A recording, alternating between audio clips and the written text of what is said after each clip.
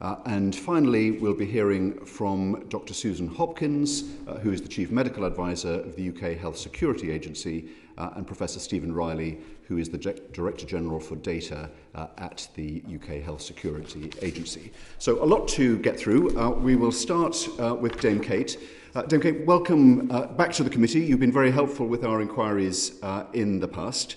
When you left the Vaccine Taskforce in December 2020, everyone now recognises the extraordinary foresight that you and that task force had in ordering multiple quantities of different vaccines, which have served us well since last Christmas and through the last year. So I guess the question this Christmas is, should we have had a similar plan for winter 2021-22 for the new variants that are now presenting themselves? Thank you for having me. So the answer is that the three tasks that we were given by the PM last year, which was secure vaccines for the UK, secure vaccines for the world, and put in place provisions to ensure that we're better set up for next time, those still work. So there's no question that we have sufficient vaccines for the UK. The pandemic preparedness planning are things that were put in place because we don't know what new variants are going to come and how much they need to be tweaked, and whether or not they're going to be new pandemic viruses that we're going to need to address vaccines against. So what we started was basically to prepare a manufacturing capability in the UK that could be flexible to deal with both variants and new potential viruses. And that's where I think the focus needs to be, because everything is suggesting that this is an endemic virus. It's going to stay here forever. And we are going to need to be able to use all different types of approach to tackle it. And the recent data I've seen, and obviously you've got Professor Shen joining you, on heterologous boost. So that's basically mix and match of vaccines, looks very positive. So again, the idea of having that breadth of capability in the UK, not just for the UK, we can manufacture for abroad too, I think is important. And I think some of that's being done, but I don't think we're probably doing enough, would be my view now. What more should we be doing? Well, I think we need to recognise that specifically for vaccines, it's not just about procurement. I think we've done plenty of procurement, and that's now working well. But the reason we did well in terms of getting out of the blocks quickly was because we had capability already in UK medicine manufacturing. And that's because we'd invested in it in the long term. And we need to continue doing that, because it's not just a matter of a quick procurement and then sort of wait around for a bit and then go back and procure again. We need to stay ahead of the curve so that we can produce variant vaccines in 100 days or less, which is the goal, and do so with resources and capabilities and teams that are existing and working on this, rather than bringing together people, in a hurry. Have we retained and built on that capability, or has it been downgraded or expanded since your time at the task force? So I'm not part of the VTF, and I've been out of it for a year, so I don't know exactly what's happening, but I would hope. I mean, so there's discussions about what happens with VMIC, which of course you set up, and there are two aspects of VMIC. So the Vaccines Manufacturing and Innovation Centre, and the clue's in the name. Manufacturing, it's been scaled to deliver bulk vaccines, and that I think is obviously helpful and an important role. But the bit I'm concerned about, and again, I'm not in the room, so I don't know to what extent that is being addressed, is that the process development and the scale up, because that's the bit that is complex and difficult and is actually the key to getting bulk manufacturing working well.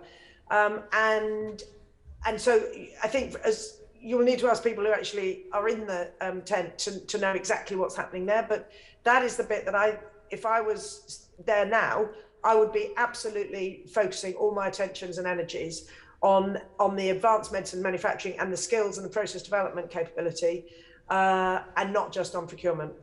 Thank you.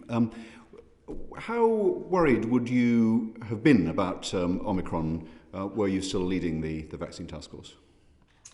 Well, we've of course expected to get variants. I mean, that's the nature of vaccines. So that itself is not a surprise. And actually, it's not a surprise that it originated in what looks like an immunocompromised individual in South Africa, because this is a global pandemic. So we have to get vaccines out to everybody who needs them, especially the immunocompromised. So was it a surprise? No. The data that I've seen, which is only public data, does suggest that it is, we've not seen severe cases yet in South Africa. Now, it is a younger population. It has had heavy levels of infection, but nonetheless, we haven't seen those high levels of infection. So it may be that it is a more mild disease. And we need to wait and see whether or not that translates in its severity or lack of severity here. But nevertheless, it is clearly quite widely divergent from the original Wuhan strain. And it is likely that if Omicron becomes the dominant strain, we're going to have to, or it would, in my view, it would be prudent to develop variant vaccines so that the annual, what I think will be annual boosts, certainly for the vulnerable, will be against Omicron as opposed to Wuhan, which is now, 38 or so mutations different from where we are now. So I think the government is right to be taking this very seriously, but let's see how severe it is. And actually, again, data I saw last night is suggesting that the South African incident seems to be coming down. So it may be that this is a super high transmissible, but it's maybe, hopefully, it won't be as severe as we fear. Thank you very much. Rebecca Long-Bailey. Thank you. Thank you, Dame Bingham, for your time today. If I can push you a little bit on what you might know about transmissibility and the effect that vaccines have on that. I know you were heavily involved with the work that was done on the Delta variant and the impact that vaccines had on transmissibility there. But are you aware of the impact of transmissibility of Omicron on particular vaccines at this stage? No, and that's something you should ask Shen. I've been out of this for years, so that detailed data you need to get from somebody who is living and breathing this. Okay, thank you. What assessment would you make of the government's approach to vaccine procurement and manufacturing since you left the task force? Procurement, I think, has been good. So there were two major things done, I think, since I left. One was the additional doses that were secured from Pfizer. And the second was the deal with CureVac. The first generation of CureVac hasn't worked out. They've partnered with GSK, and I would be optimistic that the next gen will be positive. And obviously the Pfizer procurement, I think, has gone well, and relationships with Pfizer have been great. And I think part of that was because Pfizer basically was embedded with the team right at the beginning. So we had a very, very close working relationship between industry and government, which I think was helpful. So I think procurement has been fine. Manufacturing, as I said, I'm less convinced about that because what matters is we have that breadth of capability that is maintained. So VMIC I've mentioned, and we need to make sure that the innovation and the scale up and the process development, so all the difficult stuff is maintained. I mean, I listened to Sarah Gilbert's Dimbleby lecture, and I know there is funding struggles to maintain the Vax labs, which was the very reason that they were able to manufacture their clinical trial batches and get out of the blocks quickly. So I think we need to look very hard at those that capability that's distributed around the UK. It's not just Oxford, but that capability so that we can act quickly as and when we need to. I mean, I think another group that came out was very positive working with last year was CPI. So that's the Centre of Process Innovation. It's the high value manufacturing catapult up in Darlington.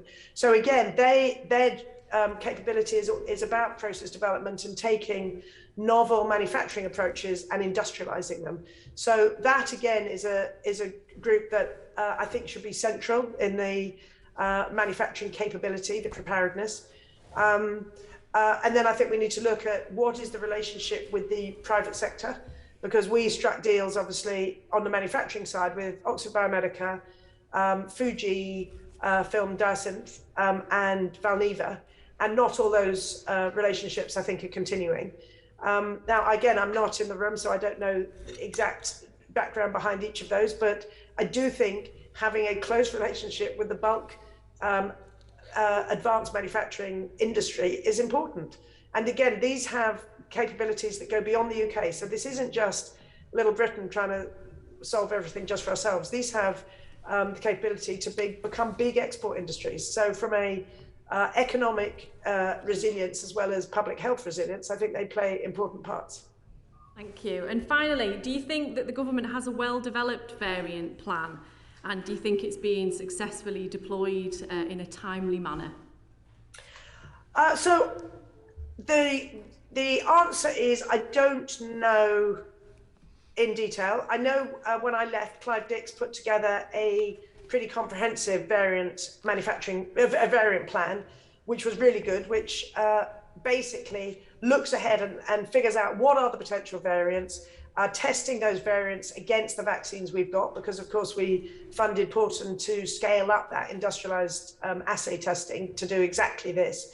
And then if those vaccines don't work, then go ahead and start making tweak variants before those variants actually potentially emerge. So I know there was a plan. I don't know to what extent it's being followed. Thank you. Thank you very much, Rebecca. I'll go to Jeremy Hunt and then Carol Monaghan. Thank you, Chair. I'd like to follow on from Rebecca's question, actually. Dame Kate, the theory of why you have a vaccine programme is by having population immunity, you can avoid a cycle of lockdowns. And you were generally thought to have done an excellent job when you set that programme off. Here we are a year later, and we're facing more restrictions. And indeed, reading the papers today, many people think there'll be even more restrictions to come beyond what MPs are going to be voting on this evening. So I just wondered, with your bird's eye view, what's gone wrong? I'm not sure it's a matter of what's gone wrong. It's the virus is ahead of us. So what we've got are vaccines which are pretty effective against the Wuhan strain and less effective with a single dose, with a two-dose protocol against the Omicron strain. So again, the data that I've seen suggests that 3 doses worked very well against Omicron. And so it's not a matter of what's gone wrong. It's a matter of how can we make sure that the vaccines we have stay ahead of the curve, and we don't just keep buying lots and lots and lots of vaccine against Wuhan when actually we need to start thinking about what do these new variants look like. And if that means 3 doses, you know, that is what we need to do now. But that again is not adequate going forward. And again, if you look at the Public Accounts Committee, their report, the cost of deployment last year when I was in post was about the same as the cost of buying the vaccines that we bought last year. So we can't be in a position where we have to go through this monumental logistics challenge of actually getting vaccines into arms. So again, the other area that I think we must be pushing forward is how do we improve the format of these vaccines so that they're much easier and more cheap to deploy, and whether that's patches, pills, sprays, whatever they may be, we need to find both the tweaked vaccines that can address the viruses, as well as delivering them in a way that doesn't cause the country to have to pay billions more to be able to get them into people's arms. Okay, just ask the question in a slightly different way. It obviously wasn't part of the plan that we'd be going back into restrictions at this stage in the cycle of the pandemic. With the benefit of hindsight, and accepting that it is with the benefit of hindsight, what should we have been doing differently 3 months ago or 6 months ago? Well, I would have, now, whether I would have enacted, and again, it may have been done, I just don't know. I would have enacted the variant plan that Clive put together, which is to go ahead and start predicting what are the potential mutations we could face and what is the diminution of protection that you get from the existing vaccines with those variants. And I'd have started making them. Now, one of the reasons we worked with Valneva was to have that capability to grow up variant vaccines. Now, it's not trivial, and not every virus can be grown, but that is one of the ideas of how would you how would you get ahead of the mutations of the vaccine? So it may be that it's been done. I certainly read in the press that the different vaccine companies are creating Omicron variants. But that's what I think we should be doing, and both historically and we should be doing in the future, is predicting what they're going to be and making vaccines accordingly. But testing, I mean, we've got the capability to test head to head how effective the vaccines are against these. And I think it's, our focus last year was very much about speed. And it wasn't about, getting the perfect vaccine. And what's become clear is the rate of mutation here is quite rapid. So actually speed was the right instruction that we were given. And I think that is correct. But we just have to be nimble in how quickly we can manufacture these variant vaccines, because we're going to have to produce the variants. Thank you very much. Carol Monaghan. Thank you, Chair. Dame Kate, both yourself and Dr. Clive Dix have been critical of the government's decision to cancel the Valneva contract. Could you tell us a bit more about that? Why was this problematic? Problematic on various counts. So this is the whole virus-based manufacturing capability up in Livingston, Scotland. So one of the things that we were keen to do was to make sure that the UK has flexible, state-of-the-art manufacturing capability to deal with whatever potential current or future pandemic virus comes along. And so by cancelling the contract, that means we lose that capability. That plant's not fully built yet. And without completing the funding as per the contract, we won't get either the capability or the jobs and the people trained to actually manufacture vaccines. Now, these plants are flexible, so it doesn't mean you only can manufacture whole virus-based vaccines. You can manufacture mRNA, adeno, protein-based vaccines, or even antibodies. So to me, it was short-sighted to cancel a capability which of a state-of-the-art advanced manufacturing plant, which would have brought skills and jobs and economic benefits to the UK over and above any vaccines that we may or may not procure. So capability is one shortcoming. And the second is, precisely because we've seen this with Omicron, until we vaccinate the world, we're going to continue to get variants. And the vaccines that we could have bought from Valneva, even if we didn't want them, the world could have wanted them, because the Valneva data was strong as when they produced their phase 3 data, and looked more effective than the AstraZeneca vaccine. So to take a decision that just seems to be based on whether or not we in the UK want to use these vaccines for boosters, and clearly the decision was they did not want to use them for boosters, and therefore you cancel the whole contract, I think was short-sighted. So capability, skills, economic, and then distribution of vaccine around the world. Can you say a little bit about the difference in terms of the vaccine that Valneva were producing? It was a more agile or more adaptable vaccine, is that correct? So it's a whole virus-based vaccine, which is literally what it says on the tin. So you grow up this pandemic virus in a highly contained environment, you then inactivate it, and then you combine it with an adjuvant. And an adjuvant is a bit like a cup of coffee in the morning, so it just wakes you up a little bit. And so what it does is wakes up the immune system and says, pay attention to this. This is what you now need to create an immune response against. And its adjuvant was a very novel, modern adjuvant developed by a US company called Dynavax, which is more advanced than the adjuvants that are being used in the Chinese vaccines. So the Chinese vaccines are also whole virus-based vaccines, and they're not as potent as for example, an mRNA vaccine, but because they combine the whole virus as opposed to just the spike protein, it should give a broader immune response, obviously, than just an immune response against spike. And so I think, again, in a portfolio of different vaccines, to me, that seemed a pretty interesting capability to have. But it's the adjuvant, I think, gives it the edge over the other whole virus-based vaccines out there. So it was surprising that this then would have been cancelled, and that Clive Dix also reportedly said before leaving the Vaccine Taskforce that he'd presented a plan to Number 10 to fast-track vaccines targeting new variants, but he said, "I never received any responses at all." Are you surprised by that?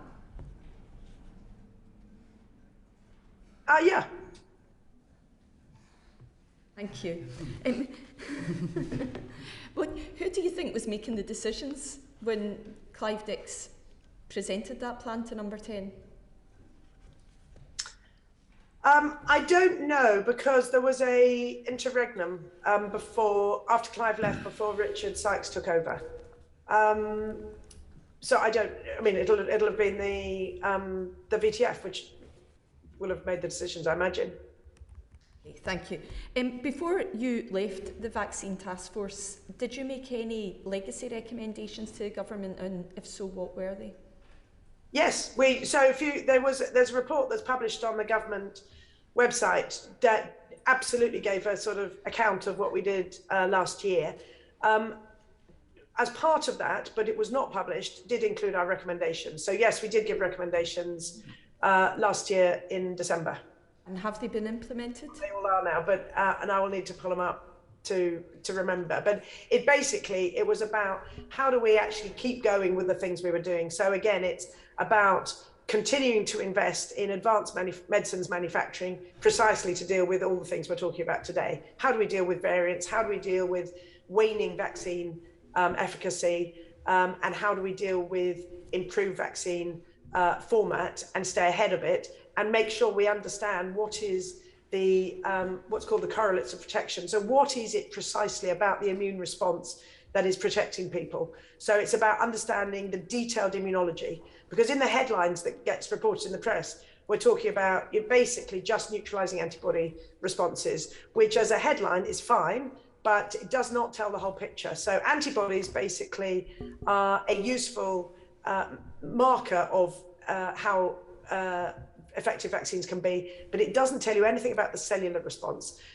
So antibodies basically will bind viruses before they enter the cell, and cellular responses, or T cells, will target those cells that have been infected. And we really need to understand what that cellular response is and how we can boost the cellular response over and above antibody responses, so as to maximize the effectiveness of vaccines. And without a detailed immunology understanding, you can't do that. So part of our recommendations beyond the manufacturing capability and scale up and flexibility recommendations was about immunology. A very final short question. I mean, you've mentioned a couple of times the manufacturing capability. Are you disappointed with the sort of what we see on the ground now in terms of our ability to manufacture vaccines? Well, I'm absolutely disappointed about Valneva. I just still can't understand why we wouldn't want to continue with a state-of-the-art brand new manufacturing plant that we've largely built, but not yet completely built. So that I'm disappointed by. I don't yet know where we are ending up with VMIC. So I only see public statements there, but I'm very anxious to be assured that the innovation part of VMIC will be retained. So not necessarily in bricks and mortar, because I think we're starting to get more of that capability around the UK, but we have to have people and capability to take on new vaccines, new formats, new variant approaches, and do all that process development, which is so difficult. So scaling up from a research lab-based scale into manufacturing millions of doses is highly, highly complex, and it can't be done overnight. And we benefited last year because the government's success, over the past had invested in the advanced medicine manufacturing. But I want to see that not just continued, and I hope it is continued, despite what Sarah Gilbert was saying in her lecture. But I want to see it continued, but I want to see it reinforced and expanded, because we're good at it. We've got the skills. I went to a bioprocessing manufacturing conference in Cardiff a couple of weeks ago, and I was completely gobsmacked. Here is an industry where you've got competing companies with people that enjoy and want to work with each other. And this was an industry where they got together and worked cooperatively for something like 6 months without contracts. And again, supported by the work led by Sandy Douglas in Oxford, where again, he completely drove how the Oxford vaccine was scaled and got out. Now, that sort of industry is one we should treasure and support rather than cut them off at the knees by cancelling contracts and alleging breach. Thank you, Dame Kate. Thank you, Chair. Thank you, Carol. Dawn Butler. Thank you, Chair. Couple of quick questions. Thank you very much for your time, Dame Kate. Number one, just your recommendations that you spoke of just now. Could we have those sent to the committee, please? Yeah, I just need to find them, but yes. Brilliant, thank you. And what was your reaction when you learned that the government threw away 600,000 vaccines? And did you have anything in place that would have stopped that happening?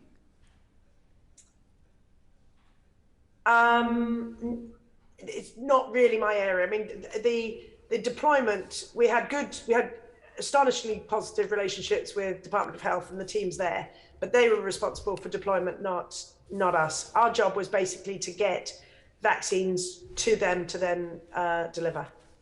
Were you shocked though that 600,000 were thrown away or disposed of? Well, I'm afraid it's not just the UK. There are vaccines that are being wasted around the world. And again, I think it reinforces the need that all governments are ahead of the curve. And if we're not going to be able to deliver, get those vaccines into arms, then we should get them into places where they need the vaccines and can get them into arms. Brilliant. Thank you so much. Thank you, Catherine Fletcher. Thank you, Chair. Thank you, Dame Kate, for everything that you've done now and your candour today. I just wanted to return to the production of vaccines against variants and different areas. Do you have any insight in terms of timescales or when we can perhaps look to have a new jab that's a bit more whizzy and all singing and all dancing? Yeah, I mean, the 100 days is not crazy. So the design, I mean, the quickest to design new vaccines will be mRNA. So to design will be really quite quick.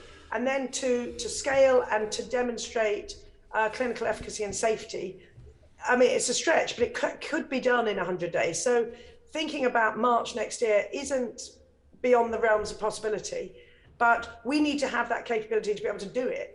Rather than just rely on companies always being ahead of the game to do it. So that I think, again, that's the sort of forward thinking. We need to enable that to happen. And of course, we use the brilliant NIHR. So our national clinical trials capability was completely game changing and will continue to be game changing. So I think that side of things we should be able to continue to deliver. So for me, it's the making sure we can do the manufacturing and scale up and the process development, because of course the regulator, MHRA, can't approve it until they know that the manufacturing process is completely consistent and safe and meets all the standards.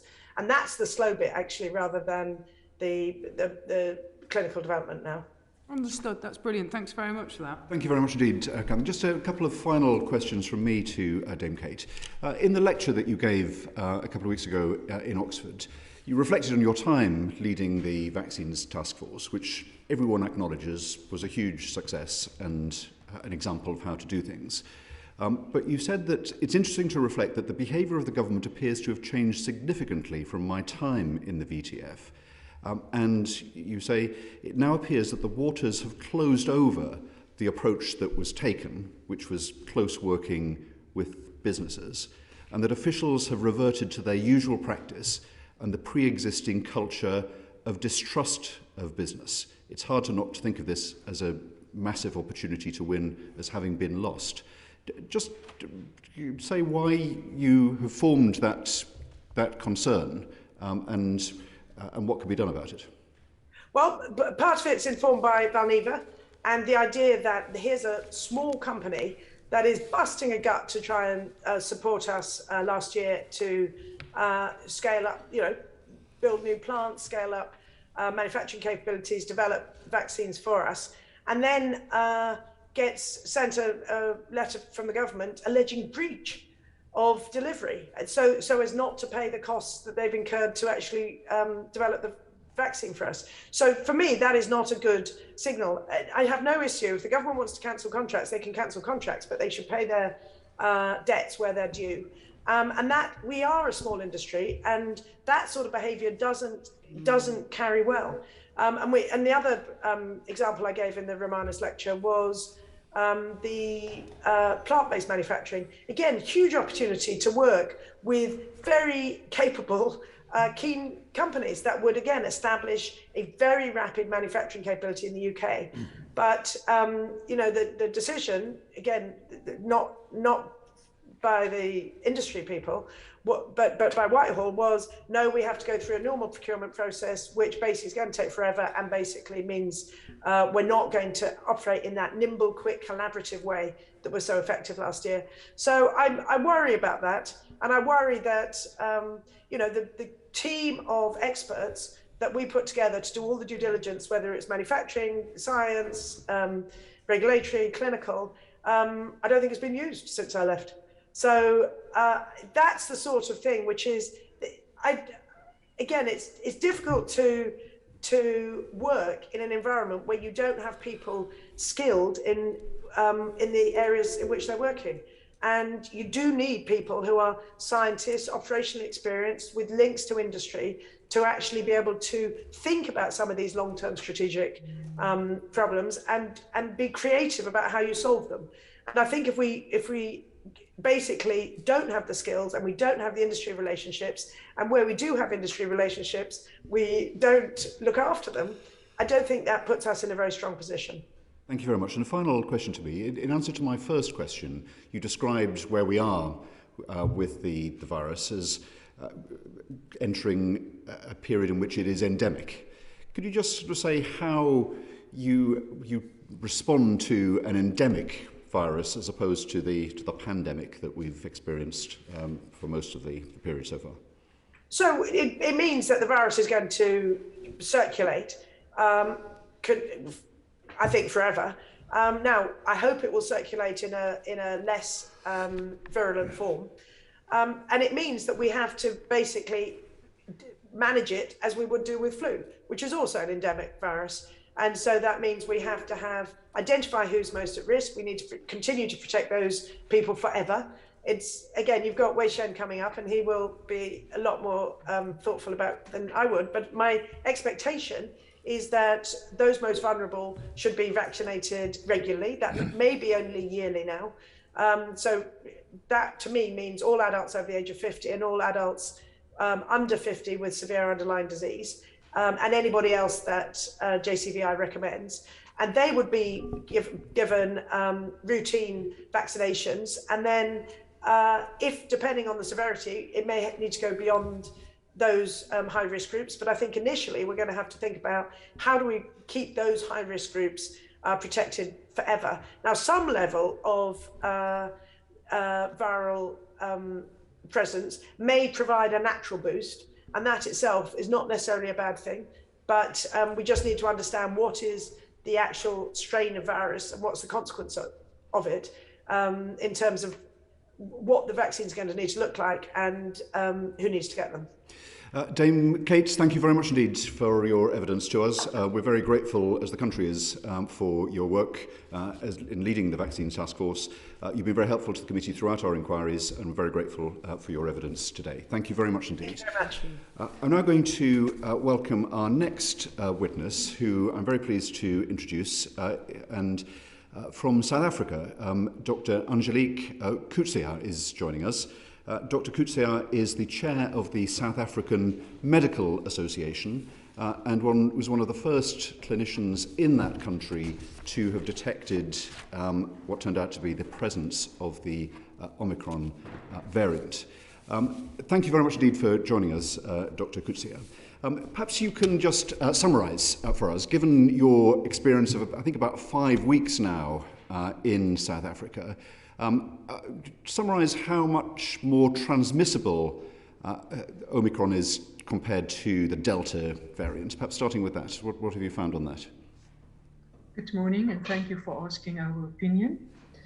If we look at the transmissibility of the Omicron virus, it is most probably equal currently to Delta, and it might be more transmissible than Delta. We would only know as the time progresses and we reach the top of our curve regarding whether it would have been more. But for now, it's definitely on par. And as I've said, it can even be more transmissible at the end of the day.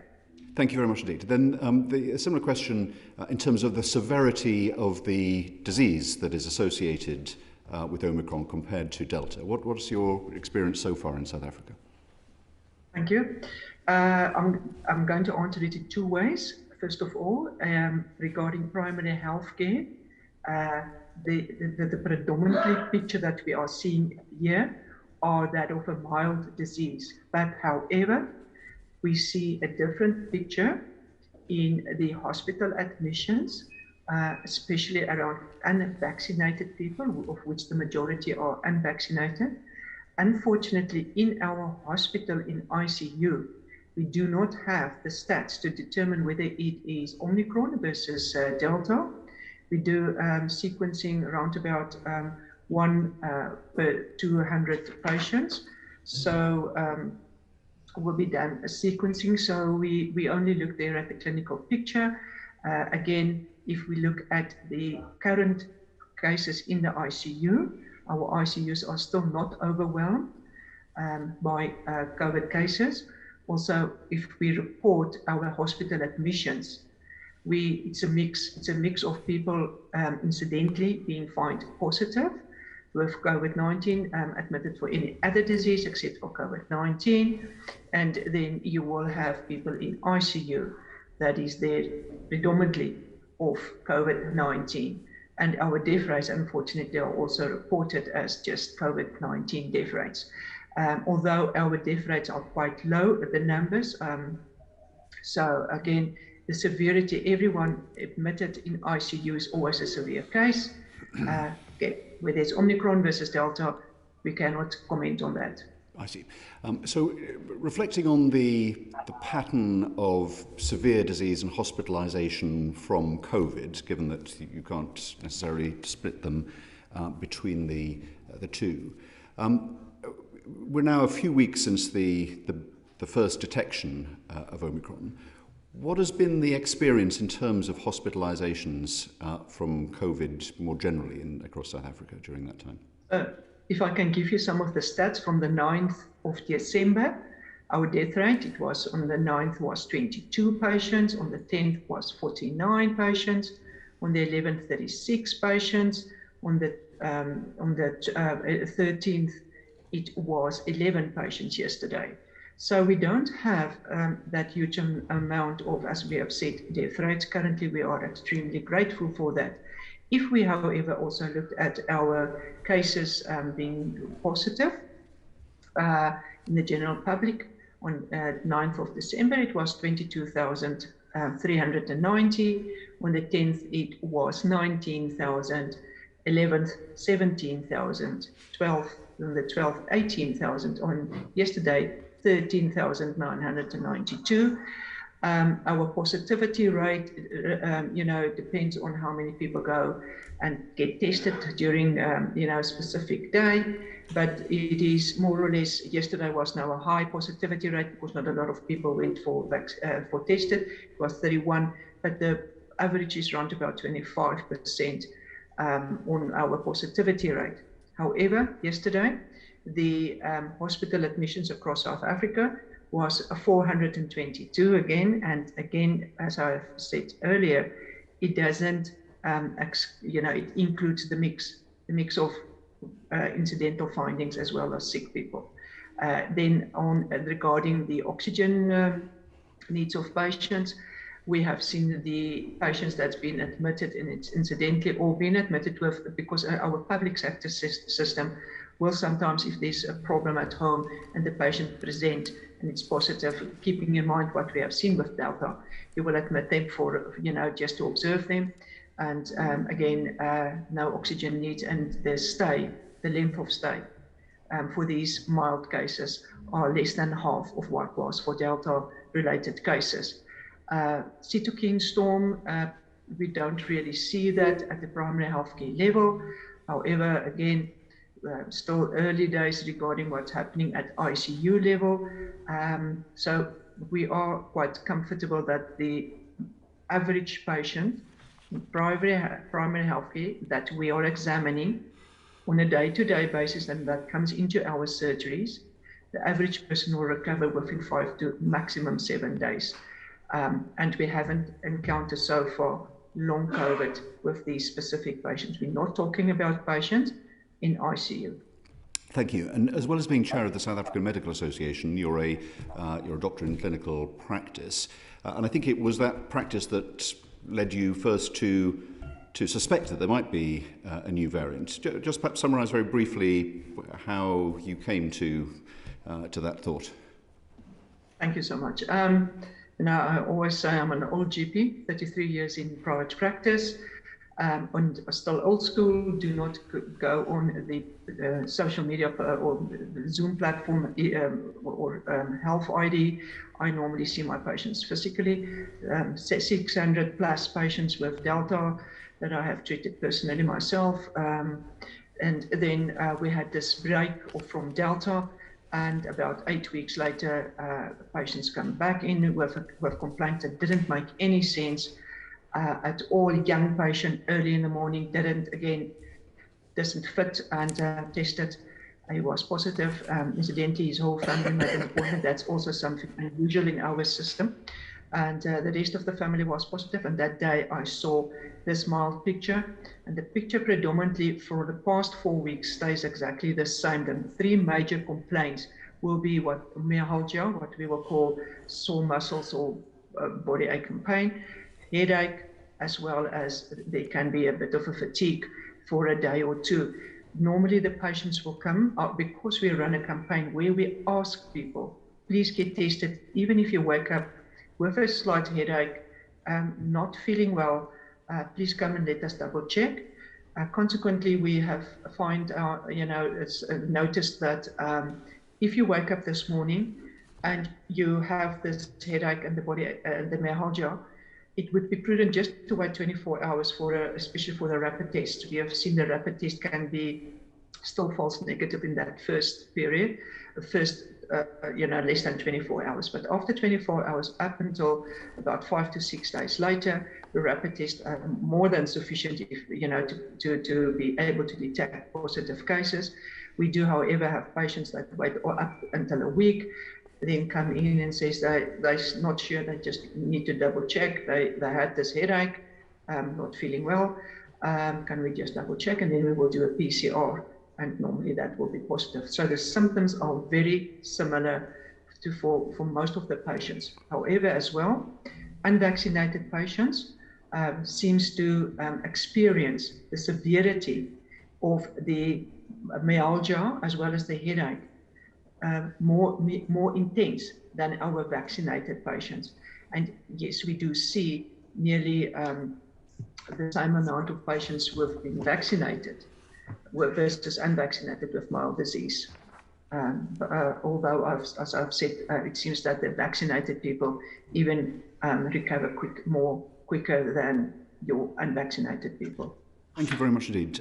Finally from me, before I turn to my colleagues, starting with Aaron Bell, given the experience of the last few weeks in South Africa, have any new restrictions, let's say non-pharmaceutical interventions, been taken by the South African government in response to Omicron? No, we are still on the same level where there are restrictions at curfews at night and in early mornings, and then the gathering of people in outdoors and indoors, and nothing changed there. So we will wait this weekend to see whether our president, who incidentally also have contracted COVID, and we're quite sure it's Omicron, whether he would bring in any stricter restrictions. For now, it's already spread to all the other provinces, so interprovincial travel is not really going to do anything. And then again, from the South African Medical Association side, if there's anything that we would advise the president to do, would be maybe extend the curfew with it just 1 hour at night and in the morning, and look at the social gatherings. I've been asked this question a lot of times. Well, what will the government do? What are they going to do against restrictions? And my question is the same the whole time. The government can provide you with vaccines. They can tell you to get vaccinated. The government can they can bring in certain regulations. But what are you as a responsible citizen going to do?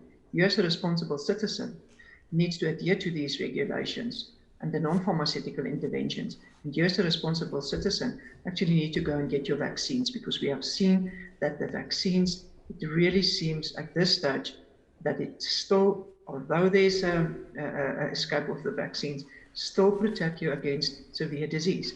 And we see that in our hospital cases that is lying in ICU. Thank you. You're chair of the South African Medical Association.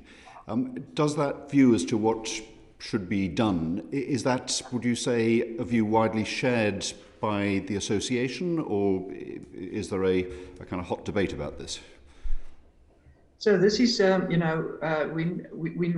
normally consult with my board regarding this, and then also if you look at what is happening at ground level, and if the cases are predominantly mild, and we don't have a problem in the family practitioner space as well as in the hospitals, then we don't see the need for stricter restrictions. There's an economic downfall to it as well. And again, people as I've said, there's no use putting any restrictions around movement, because the virus is everywhere. And, maybe in a way we need to learn how to live with this.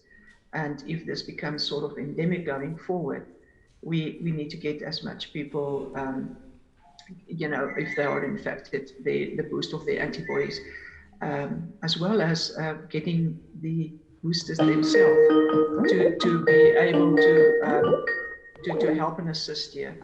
Thank you very much indeed. I'll turn to my colleague Aaron Bell and then take some more colleagues. Thank you, Chair. Thank you, Dr. Coetzee, for coming on today. And thank you also for your willingness to engage with the UK media, because it's been quite helpful for us to hear your experiences from South Africa here. On that note, you've written in the Daily Mail today, you've said that you've been astonished by the extraordinary worldwide reaction. You've said, with respect to Britain, that the reaction is out of all proportion to the risks posed by this variant, and you've said it verges on hysteria. Could you explain why you believe that, given that the countries in Europe have a very different population structure, a different exposure, we haven't had a beta wave and so on? Isn't it the case that countries in Europe are just taking a precautionary approach for a few weeks until we know more? Yes. If you look at the current picture in the primary healthcare space in South Africa is that of mild disease. We said right from the beginning, we don't have all the answers. We still need to see how this virus progresses, what would be the clinical pictures, and then less than 24 hours, we were slammed from the UK with international travel bans. While we were trying to say, please guys, there's a new variant out there. And at that stage, we already at family practitioners level had a 1 week, 7 days experience when this happened. And we were still figuring it out as well. But already during that time, saw that the symptoms are definitely not the same than Delta. And, to bring out a international travel ban in less than 24 hours after some announcement that's done, we do now understand that governments want to protect their population and their people. But, before you start doing these type of knee-jerk reactions, let's first get your, people to start wearing their masks, look at social distancing, look at your gatherings of people, and just try to start with the non-pharmaceutical interventions. And then simultaneously identify your people who are at high risk. If they need second or boosters, get them to do the boosters. Or if they have not been vaccinated, just get them to vaccinate. I think that's much better protection, especially seeing in the light of this variant that is mild. So what will happen is you will test me today with remember what I've said with the especially the rapid test. I will come in, I won't feel that sick. You will test me, I will be negative. And only tomorrow will I be positive. So if I travel and I've done my test, and I've done it early, before I really have any real symptoms, I would test negative. And by the time I end up in another country, I might be testing positive. Yes. And with a virus that's such transmissible, you will in any case spread it. So, you know, it's difficult to stop it. Yeah, I think given that community transmission is now widespread, I think the case for travel bans is probably changed. But if I could go back to what you said in the article again today, you said it's completely over the top to be talking about Plan Cs or lockdowns. What we're voting on today in the House of Commons isn't Plan C or a lockdown. It's essentially extending the requirement to wear masks, which you just mentioned, and also this COVID pass, some people calling it a vaccine passport, but also negative tests will allow you to get into larger events. Do you think that's a proportionate reaction in the UK?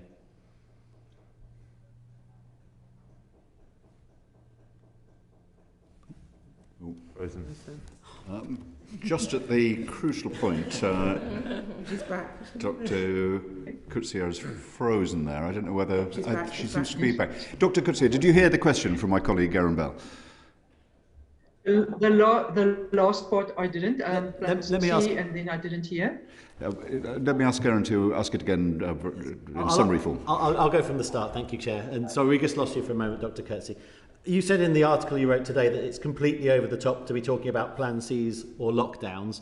But what we're voting on today in the House of Commons is not a lockdown or even Plan C. It's an extension of the mask mandate, which you've already mentioned.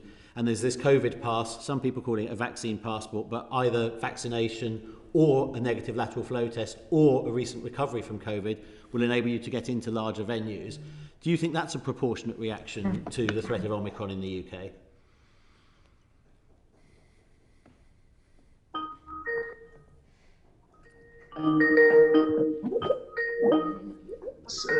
So what is important to do is first get your people to be vaccinated as much as, you know, and as I've said with the boosters, that's necessary. Get the people to wear their masks.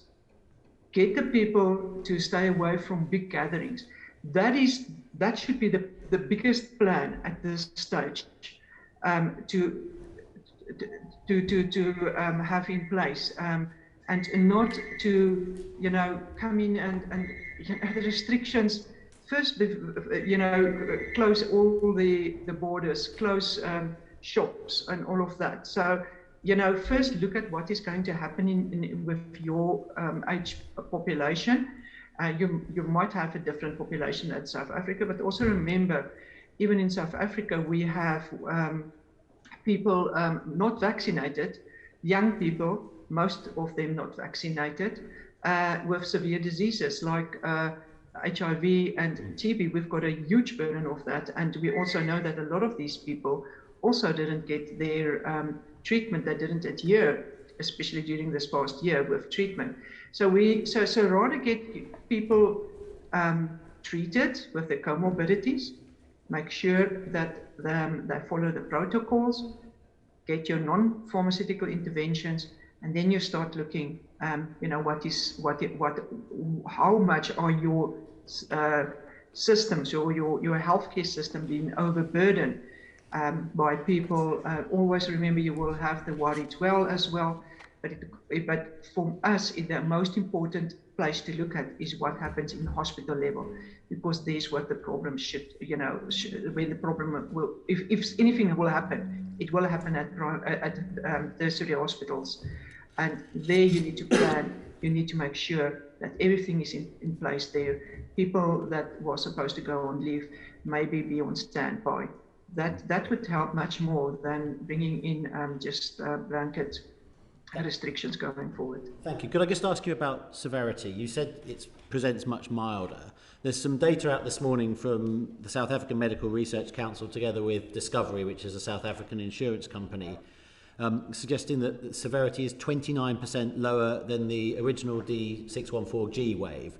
Is that a figure that makes sense to you, that it's milder than the original first wave by about 29%?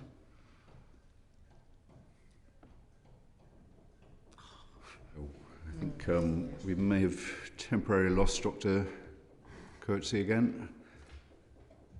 Let's see if we can get her back. Yes. Did you hear the question, yes. Dr. Coetzee? Yep. Yes. Yes. So yes, it makes sense to us. About 29% milder, right. And then also that same data, but the data that's been published said that a double dose of Pfizer, so not the booster, which most of our elderly have been boosted in the UK, but a double dose of Pfizer, instead of 80% protection against infection, you're down to 33%, and instead of 93% protection against severe disease, you're down to 70%. Are those numbers that make sense based on the South African experience as you've seen it? Oh, we now seem to have lost Dr. Coetzee altogether. She's back. Let's just have one more try at that. Did you hear the question, Dr. Coetzee? Can I shut down my video camera? Yes, see if it's better audio. Yes, please do that. Absolutely. Did you hear the question, Dr. Coetzee? Thank you. I think this is much better. Yes, we can hear you. Just repeat it quickly. Sorry, just finally, the same data that was published this morning had information about the effectiveness of a double dose of Pfizer, but not with a booster, which most of our elderly have had. The two figures I wanted to put to you were the reduction in effectiveness against infection, 80% from Delta down to only 33% against Omicron, and for hospital admissions down from 93% effectiveness against Delta, only 70% with Omicron. Are those numbers that you recognise from your experience in South Africa?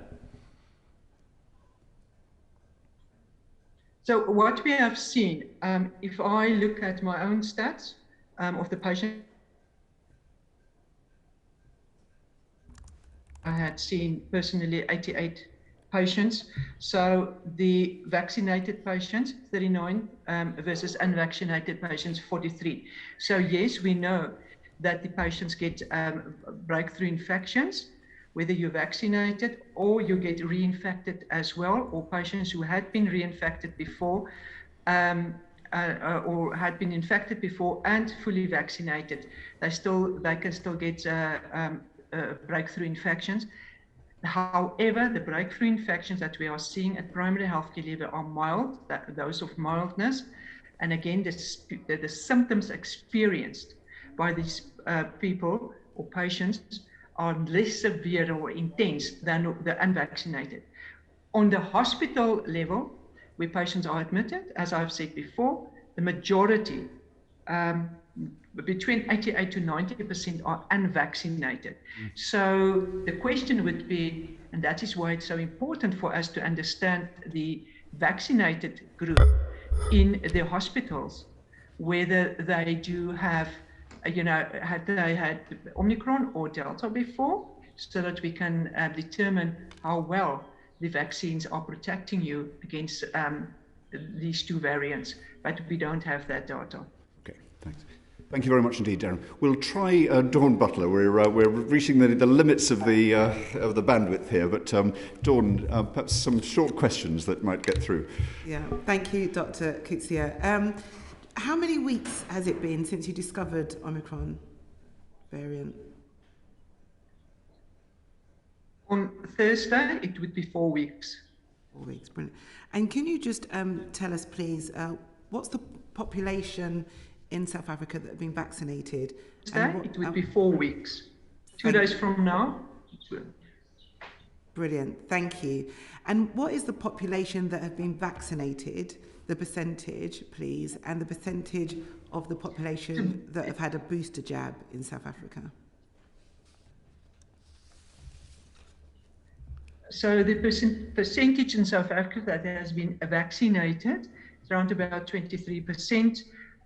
The boosters, we haven't started with the boosters for Pfizer yet. We will start with that.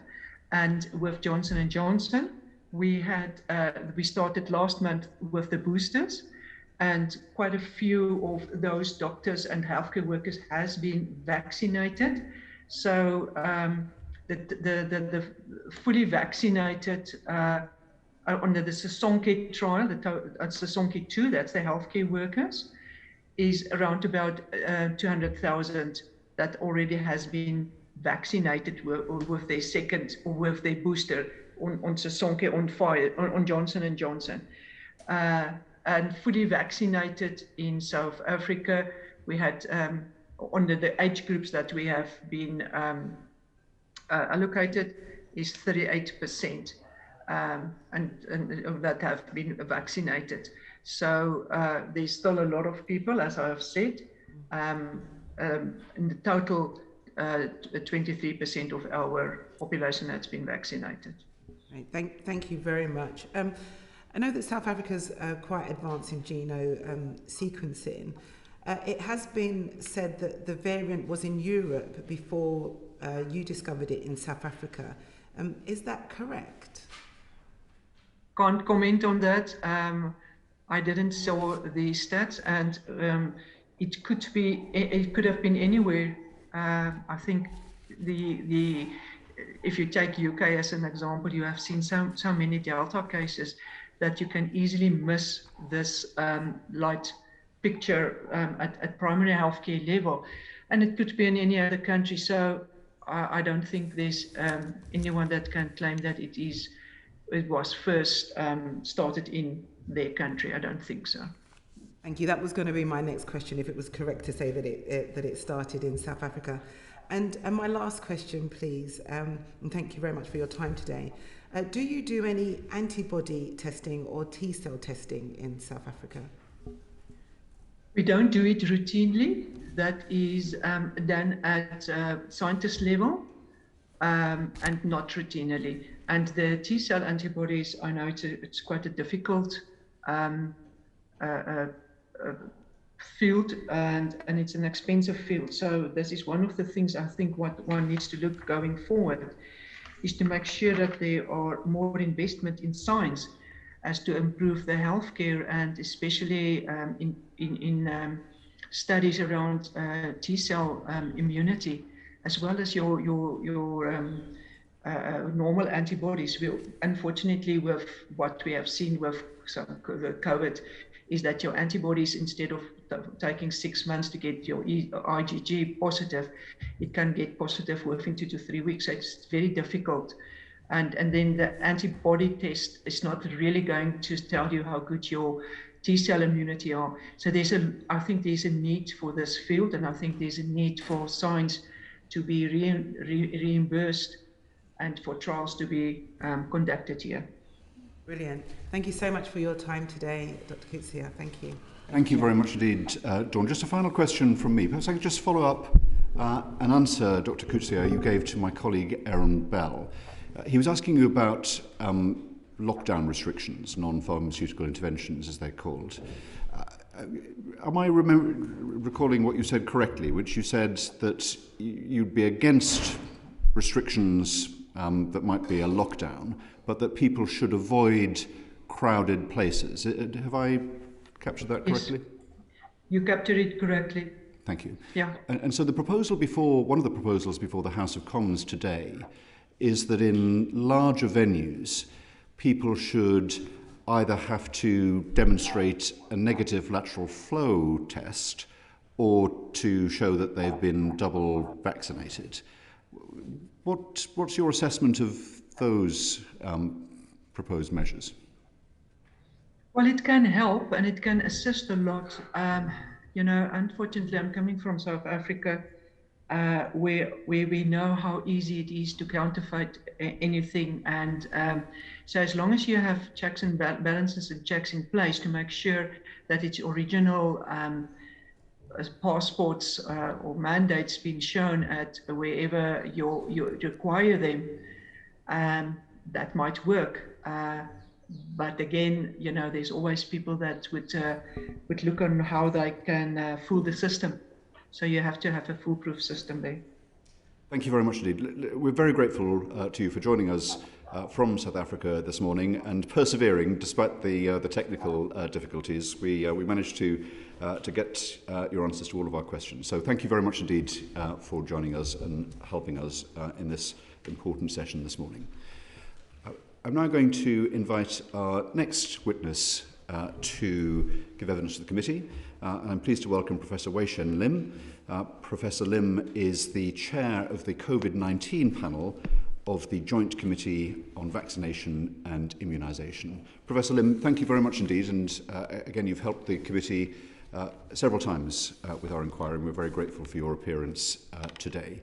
Perhaps I can start off with a question about timings. Boosters were authorised by the JCVI, or at least JCVI gave a recommendation that they should be authorised for all adults, and I think on the 29th of November. What stopped that recommended authorisation being earlier? Thanks very much. I hope you can hear me all right. We can. And Thank see you. Could I just make a slight maybe correction? So boosters were advised by JCVI for people aged 50 years and above on the 14th of September. Indeed. And for people 60 to 49 years old who are in the clinical risk group, also on the 14th of September. And then boosters were advised for people aged 40 to 49-year-olds on the 15th of November. Yes. So my question was that all, I think it was, correct me if I'm wrong, the case that for all adults it was the 29th of November. Is that correct? Well, so for people, adults under 40, that came in on the 29th of November. Indeed. So that's my question. Could that recommendation have come earlier?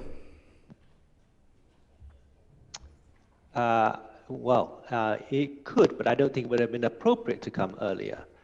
We set out on the 29th of November a set of advice as immediate response measures to Omicron. Omicron was identified by a lab in South Africa on the 23rd of November. It was declared as a variant of concern by WHO on the 26th of November. JCVI met as a committee on the 27th of November in the evening, that was a Saturday, and on the 29th of November, 3 days after WHO declared it as a variant of concern, we advised a set of immediate response measures, one of which was to accelerate the booster campaign across the board. So the acceleration of the booster campaign came 3 days after this was recognized by WHO as a variant of concern. We could have potentially called it earlier, 2 days earlier, but I don't think we could have called it before Omicron was identified.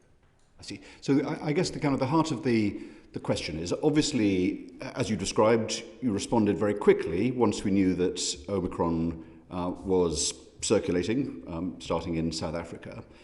But the decision to give boosters to over 50s, as you said, happened on the 14th of September, before anyone had ever heard of Omicron, probably before it was even in existence. So there was, I assume in your minds, a set of anticipation of preempting during the winter a variant or a susceptibility to infection by people that had been vaccinated twice. So the question is, would it have been better, now looking back, to have, as a precaution, used the autumn to vaccinate with a booster the whole population rather than waiting for evidence of a dangerous new strain? The simple answer is no. So the decision in September to offer vaccination to people over 50, for example, was based on the Delta variant, which is circulating, and the amount of waning of protection against severe disease. The data from the UK Health Security Agency showed that there was starting to be some waning against severe disease, this is hospitalization and people sadly dying, from about 6 months onwards, particularly in the older people. The data for waning against severe disease for younger people who are otherwise well, so not in the clinical risk group, remains very good against Delta up to 6 months. So they have over 90% protection against severe disease, even 6 months from their second dose. Therefore, insofar as protection against Delta is necessary, we only need to boost people whose protection are waning. And we identified those in September. Your question about hindsight or foresight is different from foreknowledge. Foresight is trying to identify something that will transpire given a set of circumstances. Foreknowledge is prophetic knowledge of something that didn't exist that will then exist. The booster campaign for Omicron is a response to the threat of Omicron, and that needs a different way of thinking. A very important distinction. And so thinking of foresight and foreknowledge, what would have been the downside of vaccinating during the autumn the whole adult population in anticipation of the possibility that there might be presenting itself during the winter something worrying like Omicron? What would have been the downside of doing it in anticipation? As you know, the protection does wane, and we've seen that with the older population. So at any points that we give a vaccine or a booster, we will see an improvement in the level of protection, but potentially we then see that level of protection dip over time. And therefore, one doesn't want to give boosters unnecessarily too early, because if you already have good protection at one point in time, there's no point giving extra protection at that time. It's better to wait for the appropriate time so that you extend your durability. As I explained in September when we launched the booster program, we were not thinking only about this winter, we're thinking also about next winter. So putting aside Omicron and just thinking about Delta, if somebody only needs to have a booster at 6 months, then giving the booster at 6 months might mean that their protection then lasts for much longer.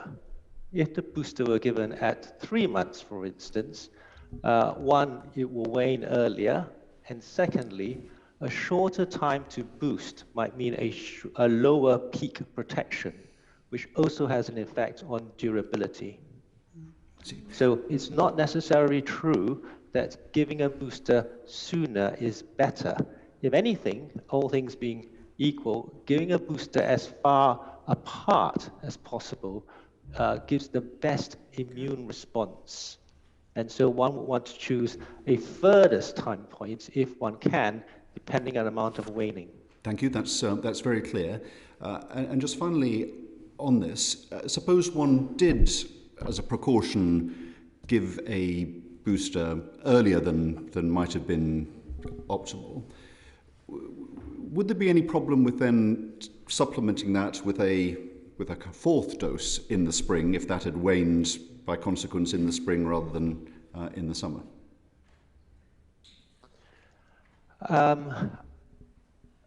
I think we're looking not just at one vaccine, we're looking across the board at the effort to give a vaccine.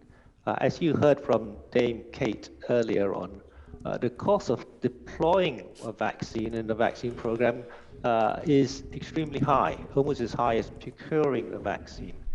And deploying millions of doses of vaccine has a cost on services, on GP's time, and many other things, much not least on the public effort. So I don't think it's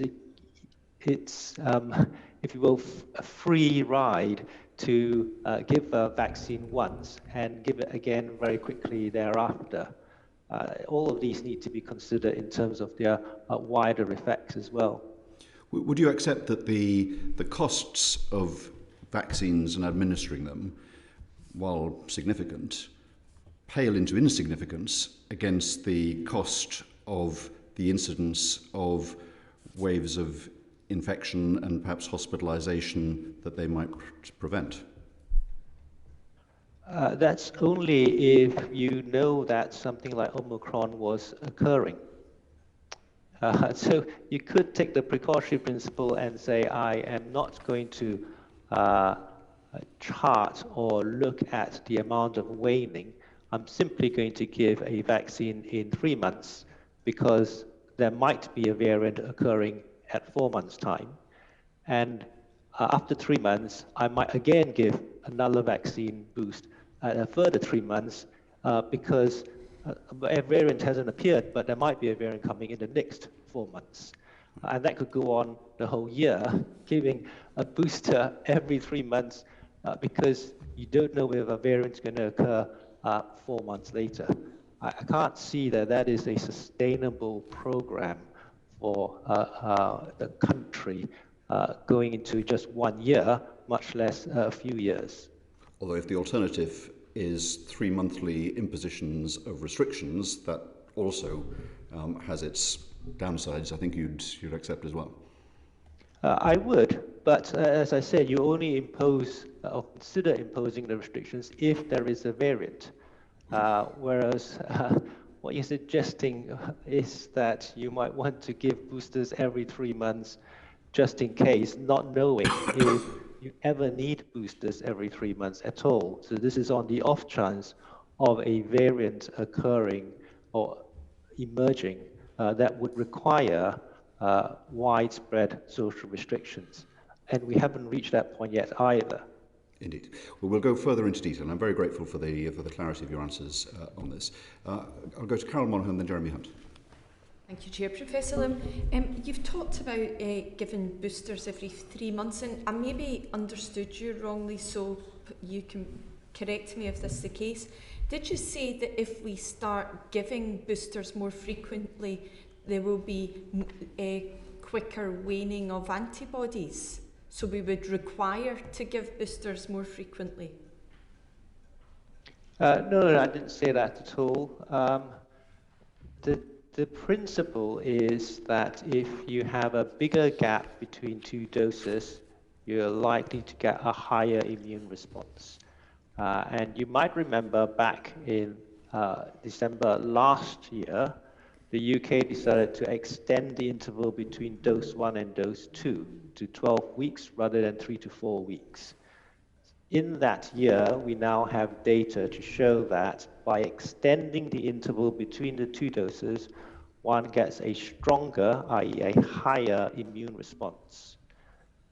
The level of waning is affected by the peak immune response. So if the level that is attained after the second dose is higher, one hopes that therefore the duration of protection is longer. Similarly, for a booster dose, if a 6-month booster gives a higher level of protection than a 3-month boost, then when you start to wane from a higher level, it takes longer to wane. The second way of extending the protection is simply that if you give a booster at 6 months rather than 3 months, then you've already gained 3 months. And so you extend your total level of protection. I hope that makes sense. It does make sense, but you're saying that if you give the booster too soon, it will wane more quickly. So that is indeed might be the case. So if you give the booster at 6 months and you reach a higher level, so let's give a number, say you reach a level of 200 and that wanes at a certain constant rate, then to drop from 200 to 50 will take a certain period of time. If you give the booster at 3 months and the peak level it can get to is lower, say 150, and it wanes at the same rate, you will reach 50 at an earlier time point. So that would then necessitate more regular boosters. Indeed, and that's why generally, if possible, we try and push out the duration between 2 doses. Okay, so now the JCVI is offering a booster to everyone over the age of 18, and this interval has been shortened now to 3 months. So what evidence was that based upon? Yeah, so the current booster campaign and the interval is not based on waning, it's because of the threat of Omicron. And the principle here is that if you give a booster, you get a high immune response. And we think that a high immune response is what is needed to bridge the gap of the mismatch between the new variant, Omicron, and the vaccine strain, which was based on the wild type or Wuhan variant. So you need a higher level, hence the booster. The second principle for the booster campaign for Omicron is that you want to give the booster before the wave comes. There is less benefit in giving a booster in the middle of a wave or after a wave. So we want to bring the booster dose earlier if we think the wave is going to come earlier.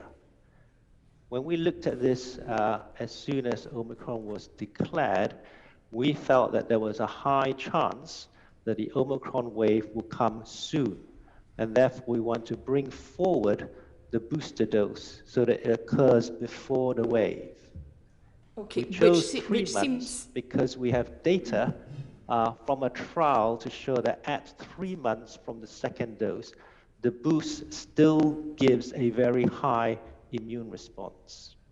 Okay, so this was a precautionary, this is a precautionary booster then in order to preempt this wave?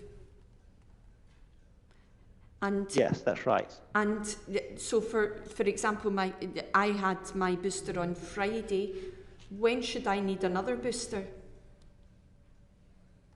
We don't know that. If you had your booster on Friday, which is excellent, it will take about a week for you to have the full benefit from that booster dose. That's how we estimate the peak protection from the boost. But it's too soon now to advise when the next booster needs to be given. Okay, thank you, Professor Lim. Thank you. Thanks very much. Jeremy Hunt and then Catherine Fletcher. Thank you, Professor Lim. I mean, you were acclaimed, JCVI and the MHRA were acclaimed around the world for being the most nimble regulators anywhere when a year and a week ago exactly, we gave the first clinically approved vaccine to any patient anywhere in the world. And you didn't have foreknowledge, for example, of all the possible side effects, of which there turned out to be 1 or 2, but you made a balanced judgment that it was right to proceed. Israel made that same balanced judgment that it was right to proceed with booster jabs for all adults in September. Now, you've made that judgment now. With the benefit of hindsight, Israel was right, weren't they, and we were wrong? No, I'm sorry, I would disagree, as you would expect me to. We judged that the most vulnerable people should be boosted. If you look at the booster campaign data from Israel, the protection that they obtained from the booster in terms of preventing hospitalization and people dying against Delta, which is what we were facing with then, was almost entirely in people above 40 years of age. So we went down to 40 years of age, and we had not excluded the possibility of boosting people under 40 years, but in September, there were not that many people under 40 years of age who were healthy who were yet 6 months from their second dose anyway. And the data we had was that they have very good protection for 6 months, over 90% protection. So we were going in a useful and I'm just struggling. Sorry to interrupt, but I'm just struggling. My wife is getting her booster this morning. She's under 50. Omicron transmission is 200,000 a day. And you're really saying that it would have made no difference if you had given the instruction to give the boosters to under 50s earlier, as they did in Israel. It seems to me, as a non-scientist, totally obvious that it would have been better if we'd had those instructions earlier, with the benefit of hindsight. That's all I'm asking. I don't think you can predict that a variant like Omicron would have emerged. Well, they did in Israel. They made a precautionary judgment. Let me ask another one. We have had for the whole autumn very high transmission rates in schools. And that's one of the reasons that our death rates have continued to be consistently around the 100 mark or above during the autumn. Now France made a balanced judgment to vaccinate teenagers in June. You refused to make that judgment even in September. In the end, we had to sort of do a workaround using the chief medical officers. Again, with the benefit of hindsight, didn't France get that balanced judgment right, and weren't we wrong? I think with the benefit of extra data, then we would have moved earlier, but we didn't have the extra data on safety. They didn't have that data in France either. That's why. Okay, let me give you another one then. America's already made a decision that it's safe to vaccinate the over 5s with Pfizer.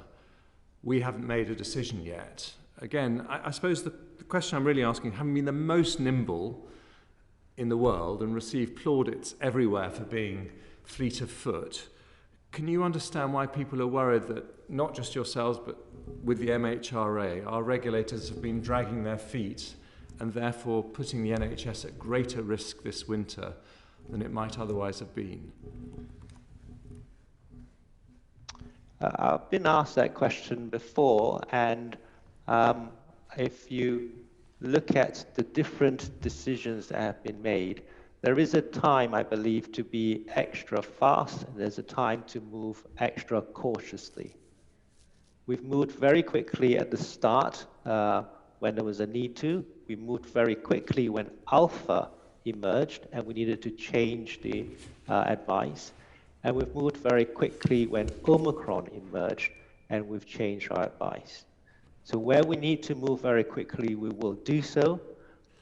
Where we feel that we do not want to outpace the data for safety reasons, we feel we will do so. Both of these obviously are judgments as to how quickly one moves. We have made those judgments based on the best available information. Thank you. Catherine Fletcher. Thank you, Chair. Hiya, Professor Lim. Thanks very much for your time and brilliant answers as usual. I just want to go back to something that maybe people in the community are talking about more so than the kind of the science advice. So it's not unusual for me to have heard, oh, I had it back in June, I had it back in July, I was COVID positive, I don't need a booster for a while. Could you perhaps talk about the assessment that you're making of previous infection and how that plays into the need for boosters for a given individual? And then I might follow that up in a broader scale. Thanks. That's a very good question because, as you say, it is being discussed by a lot of people. And if we look firstly at the laboratory data on antibodies, for example, what is found is that somebody who has had prior infection and then has one dose of vaccine, their immune response after the one dose is actually very, very good and almost similar to somebody having 2 doses of the vaccine. The same is also true for somebody who has had prior infection and then has 2 doses of the vaccine. Their immune response is similar to somebody who has had 3 doses of the vaccine. So what is happening with natural infection is that on recovery from natural infection, an immune response, protective immune response is generated, and that appears to act almost like a vaccine-generated immune response. It's called natural immunity compared to vaccine-induced immunity. So somebody who has been infected once, the data from the first wave and some of the second wave show that those people are protected from reinfection for a long period of time, just from natural immunity. Could you enumerate that long period? Because in effect, It's what a 6 natural months. infection is doing is giving a kind of, we've been talking in the previous session about Valneva as a whole attenuated vaccine producing a much stronger immune response. If you've actually had it and got over it, how long can you be confident that you are protected for? The data suggests that protection is about 6 months at least. The studies don't go too far out beyond that for natural infection. But I just want to draw attention to the difference with Omicron. In general, if you just take people who've had previous infection and no vaccines whatsoever, if you measure their immune response, it is lower than somebody who's had 2 doses of vaccine. With Omicron, there is concern that there is a much lower protection from natural immunity alone, i.e. if somebody's had previous infection and not had any vaccines whatsoever, that whereas they would have been reasonably well protected for, say, alpha or wild-type vaccine in the past, they may not be quite so well protected when it comes to Omicron. So if I made the following statement, having had it prior, Omicron is a game changer even if you feel you have immunity from prior infection, and it is still important that you take up the offer of a booster. Exactly, yes, that is absolutely right. That's the current thinking. Brilliant, thanks very much for your time. Thank you very much indeed. Just a couple of final questions. Just going back to our conversation earlier. You talked about the cost of a vaccine programme, both the vaccines themselves and the work incurred in vaccinating people. Does the JCVI consider cost, the cost effectiveness in making its decisions, or is it entirely in terms of clinical effectiveness?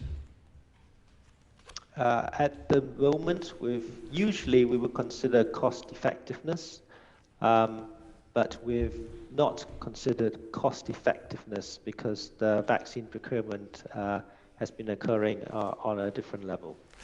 So in terms of the decision, the timing of the decisions, was the cost of vaccination a factor that was considered in not proceeding with earlier vaccination, or was that entirely on clinical grounds?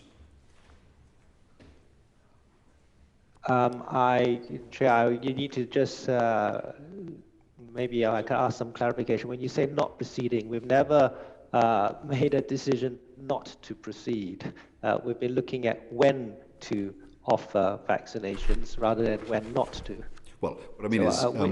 what are you referring to? So as you pointed out, on the 14th of September, there was a recommendation that over 50s and vulnerable groups get vaccinated, but not people under 50. So was the decision not to recommend that under 50s were vaccinated from the 14th of September, was that partly at least a consideration of the costs of so doing? No, it's because over 50s were the group that we felt needed a booster at the time, and other people didn't need a booster at the time. Indeed, so it was entirely on clinical grounds. Thank you. My final question was just going back to one of the points that my colleague Jeremy Hunt made about a decision that the US has taken to vaccinate now children from the age of 5. When might an assessment be made by the JCVI of the desirability of doing that in the UK? We are discussing that at the moment. We're also waiting for the vaccines to be approved by MHRA. Right. So would you expect to make a decision before Christmas on that? I would expect so. We try and keep in step with the approval process. Right. And do you have any insight as to when the MHRA might make that assessment? I don't think I should be trying to double guess when they might do that. But that is you say you're considering it, so that is the next decision, and it's a live decision. It's you're contemplating it now. Okay, thank you very much. Indeed, yes. That's I think right. Dawn Butler had a question that she wanted to come in on. Thank you, Chair. Just a very quick question, Dr. Lim. We need to prepare for future pandemics and epidemics. How can we best do that? Well, that's a very broad question. There are all sorts of ways where we need to do that and how we need to do that. It ranges from surveillance mechanisms to science to public education. Was there a specific area that you were thinking about? I was thinking about how we manufacture vaccines and ensuring that we have control of that rather than big pharmaceutical companies, number one, so that we'll be able to not just vaccinate people but share the vaccine, so it's not on profit but on keeping people well. And the second thing in relation to where we are now in regards to this current pandemic is the boosting up of the testing of antibodies and T cells.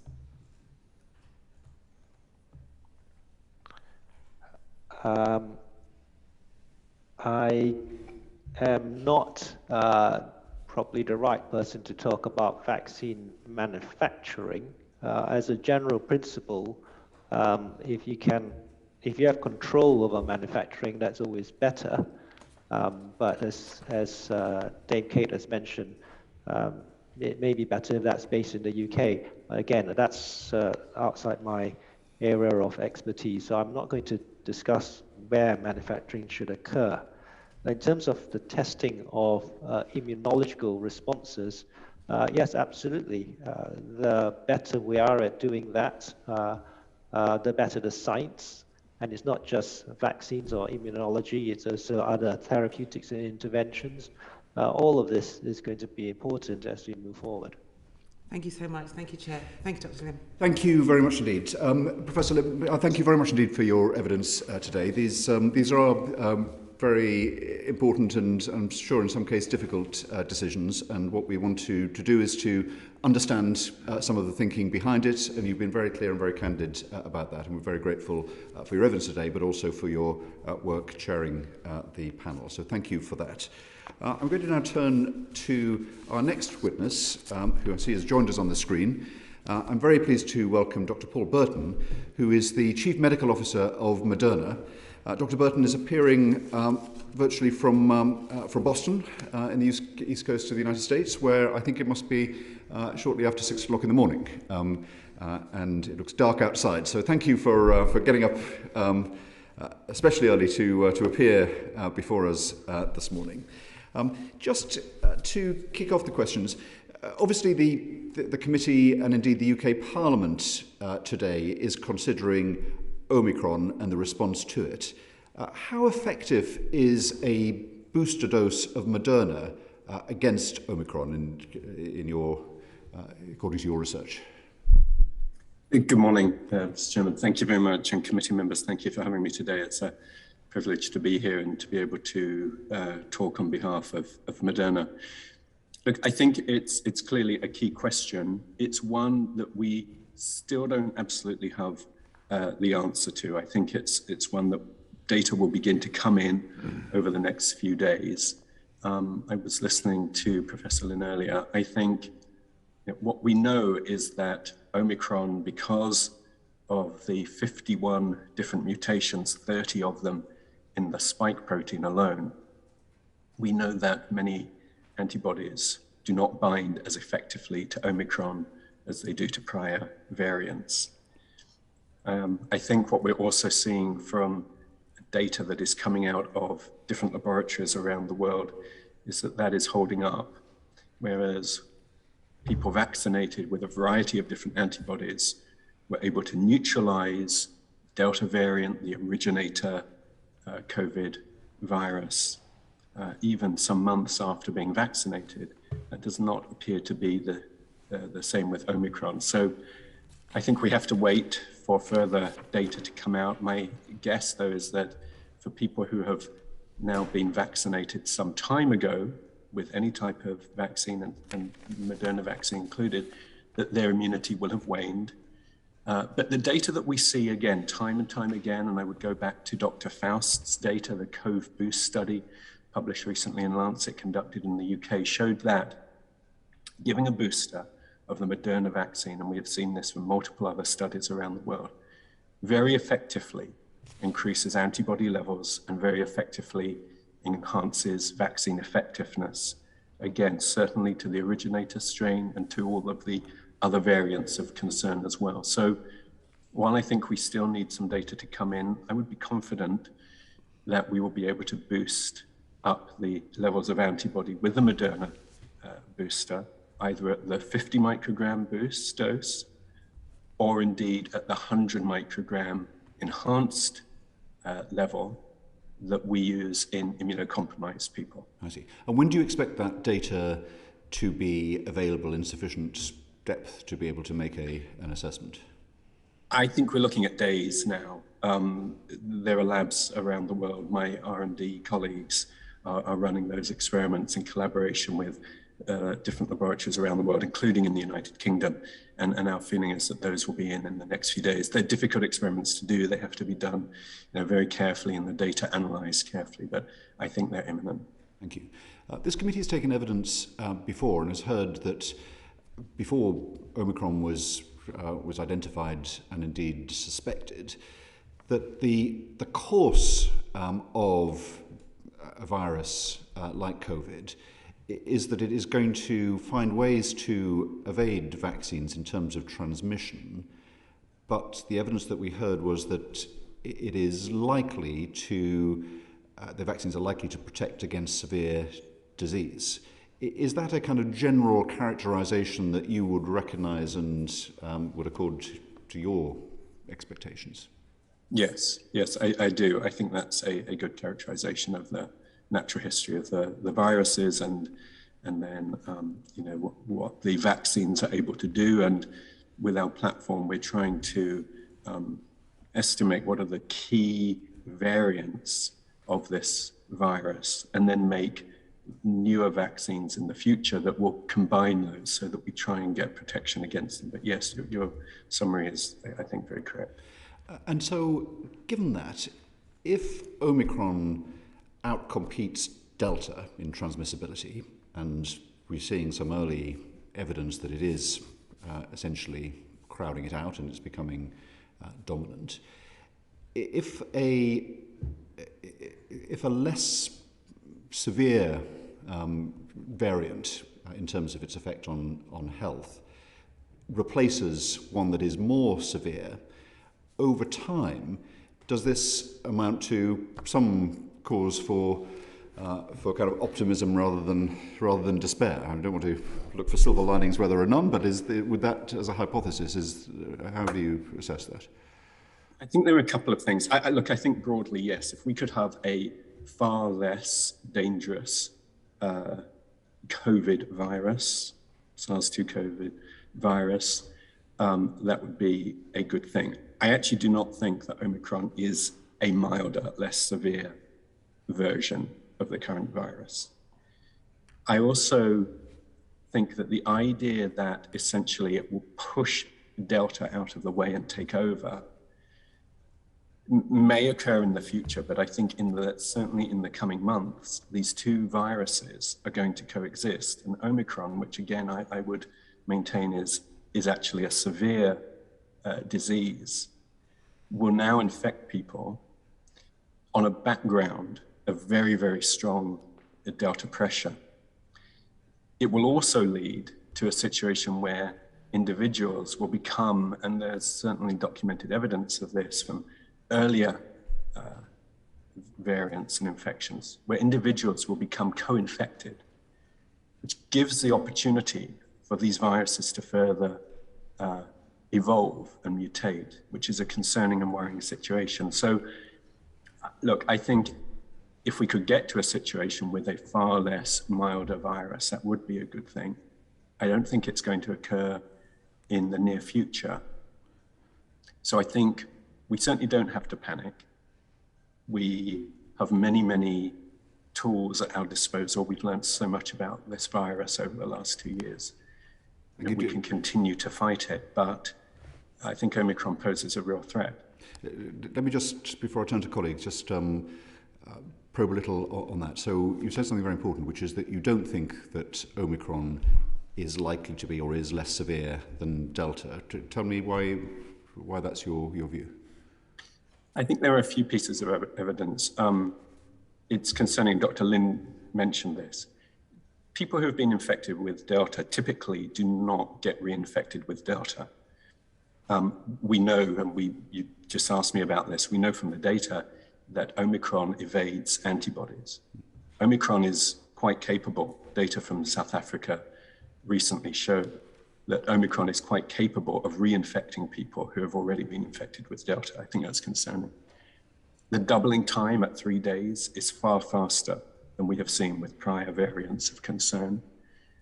I think the data from Denmark over the last few days also now show that the hospitalization rates with Omicron are, not dissimilar, in fact, even numerically slightly higher than what we've seen with Delta. Those data are still early, but that is concerning.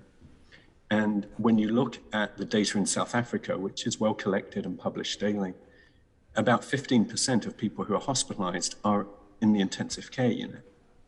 And while there's variability, if you look back earlier in the year, at the time of real Delta surge in August, those numbers are about the same, 15%.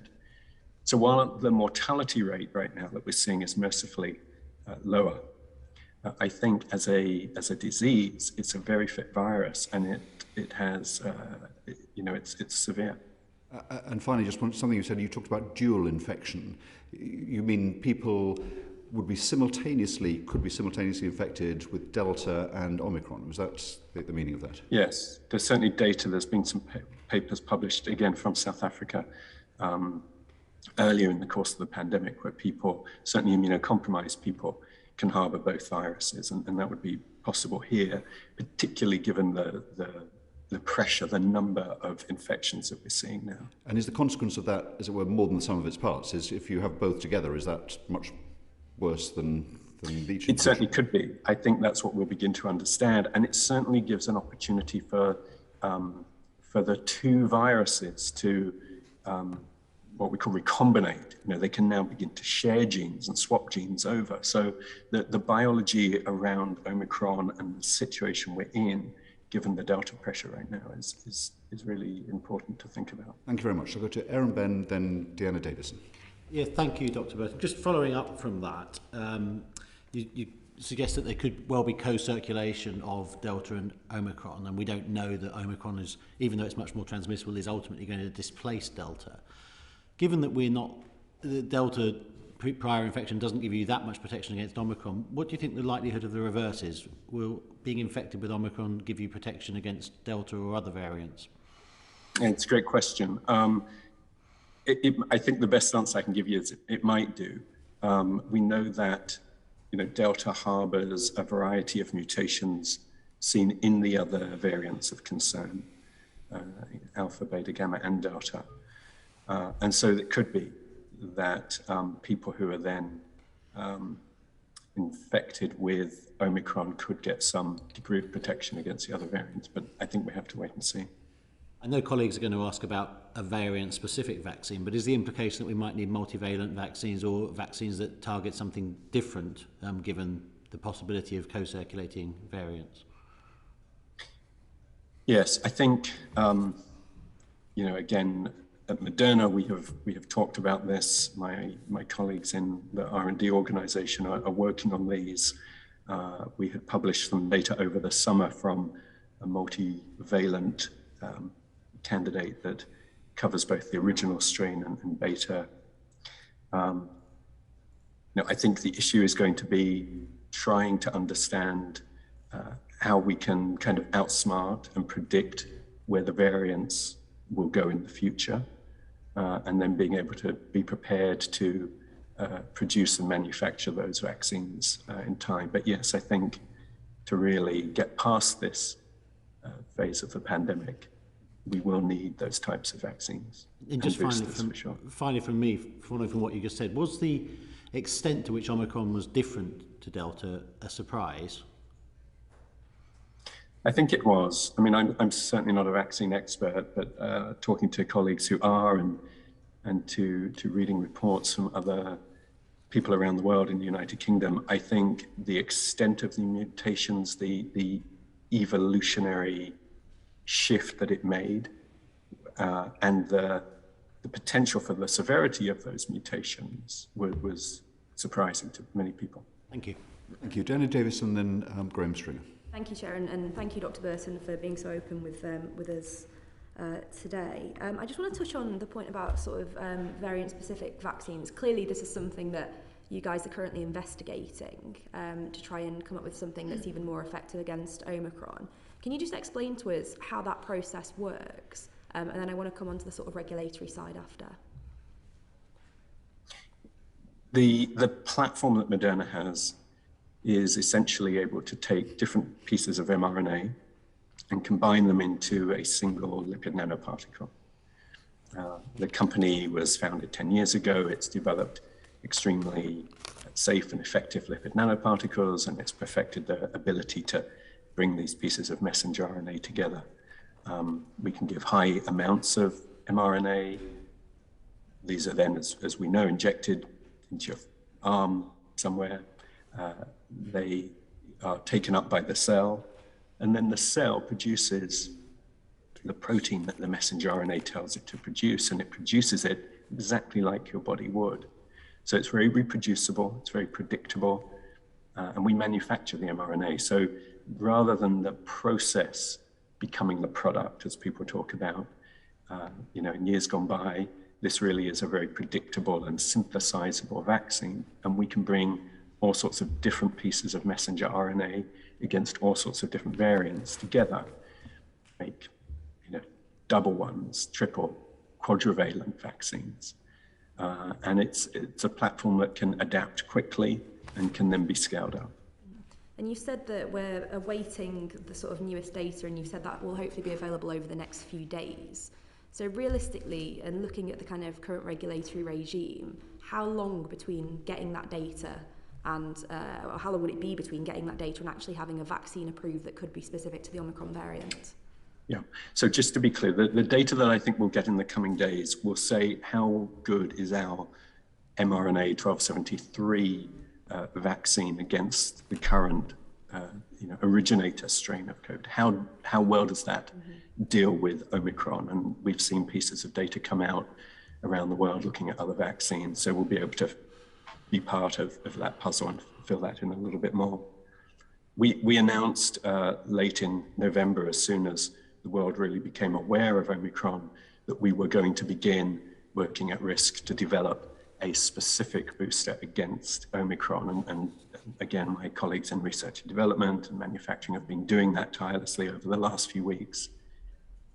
We should be ready within some coming weeks. We're making the messenger RNA, we're combining it to then begin testing it in humans to see, does it make an antibody response? How well do those antibodies then bind to Omicron and neutralize it? I think realistically that's going to take until early in 2022, and then we would begin to manufacture. I would say, again, listening to earlier comments, that the Vaccine Taskforce, JCVI, MHRA in the United Kingdom have been remarkable to work with. And, again, they've been very fast to review data. And I would imagine that they and other regulators around the world will be in a similar position. And final question from me. If we find that this variant-specific vaccine really is necessary to give the maximum possible protection, Do you think it will be approved, manufactured, distributed and in people's arms in time to have a substantial impact on the Omicron wave, or do you think that process is a little bit too long? I think it depends how long this goes on for. If it's, it's doubling very fast. We've seen now cases just rising throughout the world. The best thing we can do, I think, right now is to do the simple measures of hand sanitization, mask wearing, some social distancing, get vaccinated and get boosted either with the 50 microgram or the 100 microgram dose. I think, if Omicron continues to be surging in March and April, it may be possible that we could have small amounts of available vaccine that's specific by then, but otherwise it may need to be later in the first half of the year. Thank you, Dana. Just to follow up Dana's last question, since it will take a bit of time for a specific vaccine to be developed, you're speaking from the United States. Are measures being taken in the United States now to impose new social distancing restrictions because of Omicron? I think, people are being advised by physicians, by local state regulators to take appropriate precautions. And I would say, whereas as we went through the summer, and I think globally everybody felt that there was some light at the end of the tunnel, and those were being relaxed, I would say here now, many people are walking around with masks on again on the street, at least around here. What do you think are the appropriate responses before a new vaccine is available? What would you advise your friends and colleagues to do? Look, Delta is a severe disease, and it's even before we had heard of Omicron, it was surging and it was causing high rates of hospitalization, which are straining, already overstretched health systems. And as we go into the winter, that's getting worse. Omicron is spreading very fast. And as I said, I think it is an important and serious virus. So I think frequent hand washing, simple things like frequent hand washing, wearing a mask, keeping social distancing as appropriate, that's very effective. And those are simple things that we can do and will protect people. You may have but getting vaccinated and getting boosted really is the way forward. While the levels of antibody or their effectiveness against Omicron will be lower, we've seen that, they will still afford protection and they will still protect people. You may or may not have seen that there are some important votes in the UK Parliament today on some measures taken in response to Omicron. They include extending the requirement to wear masks in certain places, to isolate subject to testing. But one is about having certification to enter venues where there are large crowds. In your experience and your judgment, is that an appropriate response at this stage of knowledge about Omicron? I think it's difficult to comment on. I haven't really seen that situation, and I just don't think really I'm qualified to give an opinion on it. I understand. That's fine. Graham Stringer. Dr. Burton, did you hear the evidence given by Dr. Angelique Coetzee earlier on? Were you online now? No, I was not. Oh, right. It rather wrecks my question, that, but I will still ask it in a different way. You have given a much more pessimistic view of the interpretation of the statistics on Omicron than Dr. Coetzee did. You used Danish statistics, she used her experience in South Africa and South African statistics. Does that mean it's too soon to tell, or something differently might be happening in Denmark and South Africa? Well, first of all, look, I have great respect for her and for the healthcare professionals in South Africa. They're on the ground right now, trying to tackle this disease, and they're seeing patients coming in. Look, it's summer in South Africa. The demographics of people in South Africa are different. The fact, though, that the virus can reinfect and has taken off you think back to early November, there were maybe 250 cases a day in South Africa, and now there can frequently be 20,000 cases a day, so it's spreading. And I think those rates of, intensive care bed use within hospitalized people in South Africa are worrisome to me. But I think now, as the virus moves here to the Northern Hemisphere, to winter, to situations where, as I say, there are 50, 60, 70,000 cases a day in some European countries, including the UK, of Delta, to bring Omicron onto that backbone, that background of COVID is concerning. But I have full respect for her actually being in there fighting this disease today. Thank you.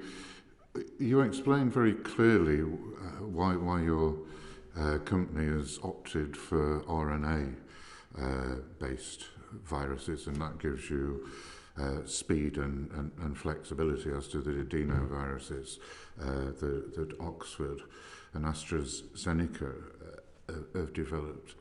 Is it fair to say, from the statistics that we've got, that more traditional viruses that use dead virus or very dilute virus in the long term are more effective than either adenoviruses or messenger RNA-based viruses? I don't think I can really answer that. I think it will probably depend on which disease manufacturers want to try and tackle, how complex are the antigens that they need to tackle. I would just say, again, that the vaccines we have from a whole variety of manufacturers today are all very effective. Clearly I represent Moderna, and I think that the vaccine that we produce is very safe and very effective. But if people are able to get any vaccine today, they should make that choice and get it, and they should get boosted. Can you give any insight into the difference between the different platforms and the effectiveness? I take the point, you get what vaccine is available and it will give you some protection, but do you have any insight into the differences of effectiveness between the different platforms? Look, I don't think I can really comment on it. The one thing I would say is that when you think back to the start of this pandemic, the world was happy. We used to talk about a vaccine that would have 50% effectiveness would be quite gratefully received. And all of them, whichever platform, have substantially greater effectiveness than that. So I think they're all very good. And, over time, as I say, I think different platforms will be tailored to different diseases. Thank you. You were reported to be developing specific vaccines that were specific against the Beta and Delta variants. What happened to them? Yes, so we do have one which is in development. It's been tested in humans, and those data should be available. Again, my research and development colleagues are running those studies and developing that vaccine. It's called 213, mRNA 1273.213. So those data should be available later this year, and we'll have some data then. Is that against Delta? Or? It's against Beta and Delta together, and the other one, which is .211, is against the original strain and Beta. Right, that's and in addition, at risk, we're making the one against Omicron. And some time ago, this predecessor committee of this committee had an investigation into flu vaccines, and the experts we had in then said that they hoped and were working on the possibility of a universal flu vaccine within 10 years or so. Do you think there is any possibility of the development of a universal vaccine against COVID? I do. I think the technology exists. I think as time goes on and we understand the mutations that this virus goes through, which are the most important for public health, we will be able to engineer such a vaccine. For now, we have to just keep reacting to it and moving as fast as we can, working with regulators and health professionals around the world and governments, which is clearly what we're doing now. Thank you. Thank you very much indeed, Dr. Burton, for joining us. It's very useful to have your perspective, both as a Chief Medical Officer of a company, but also representing one of the principal vaccines. We've heard during our inquiries from your equivalents in AstraZeneca and Pfizer as well, so it's very helpful to hear from you. Particularly grateful for you joining us early in the morning in the United States, and we'll leave you to go for breakfast now.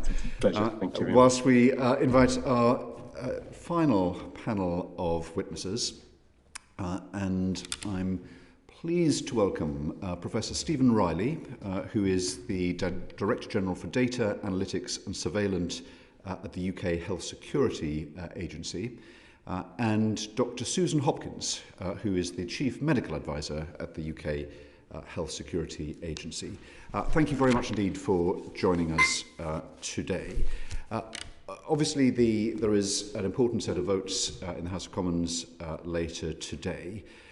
I think perhaps one of the more contentious votes is this question of the certification that will be required is required to access larger venues.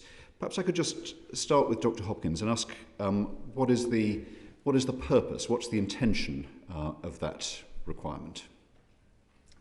So the government are making a decision today on certification. Certification has been looked at long and hard for many months.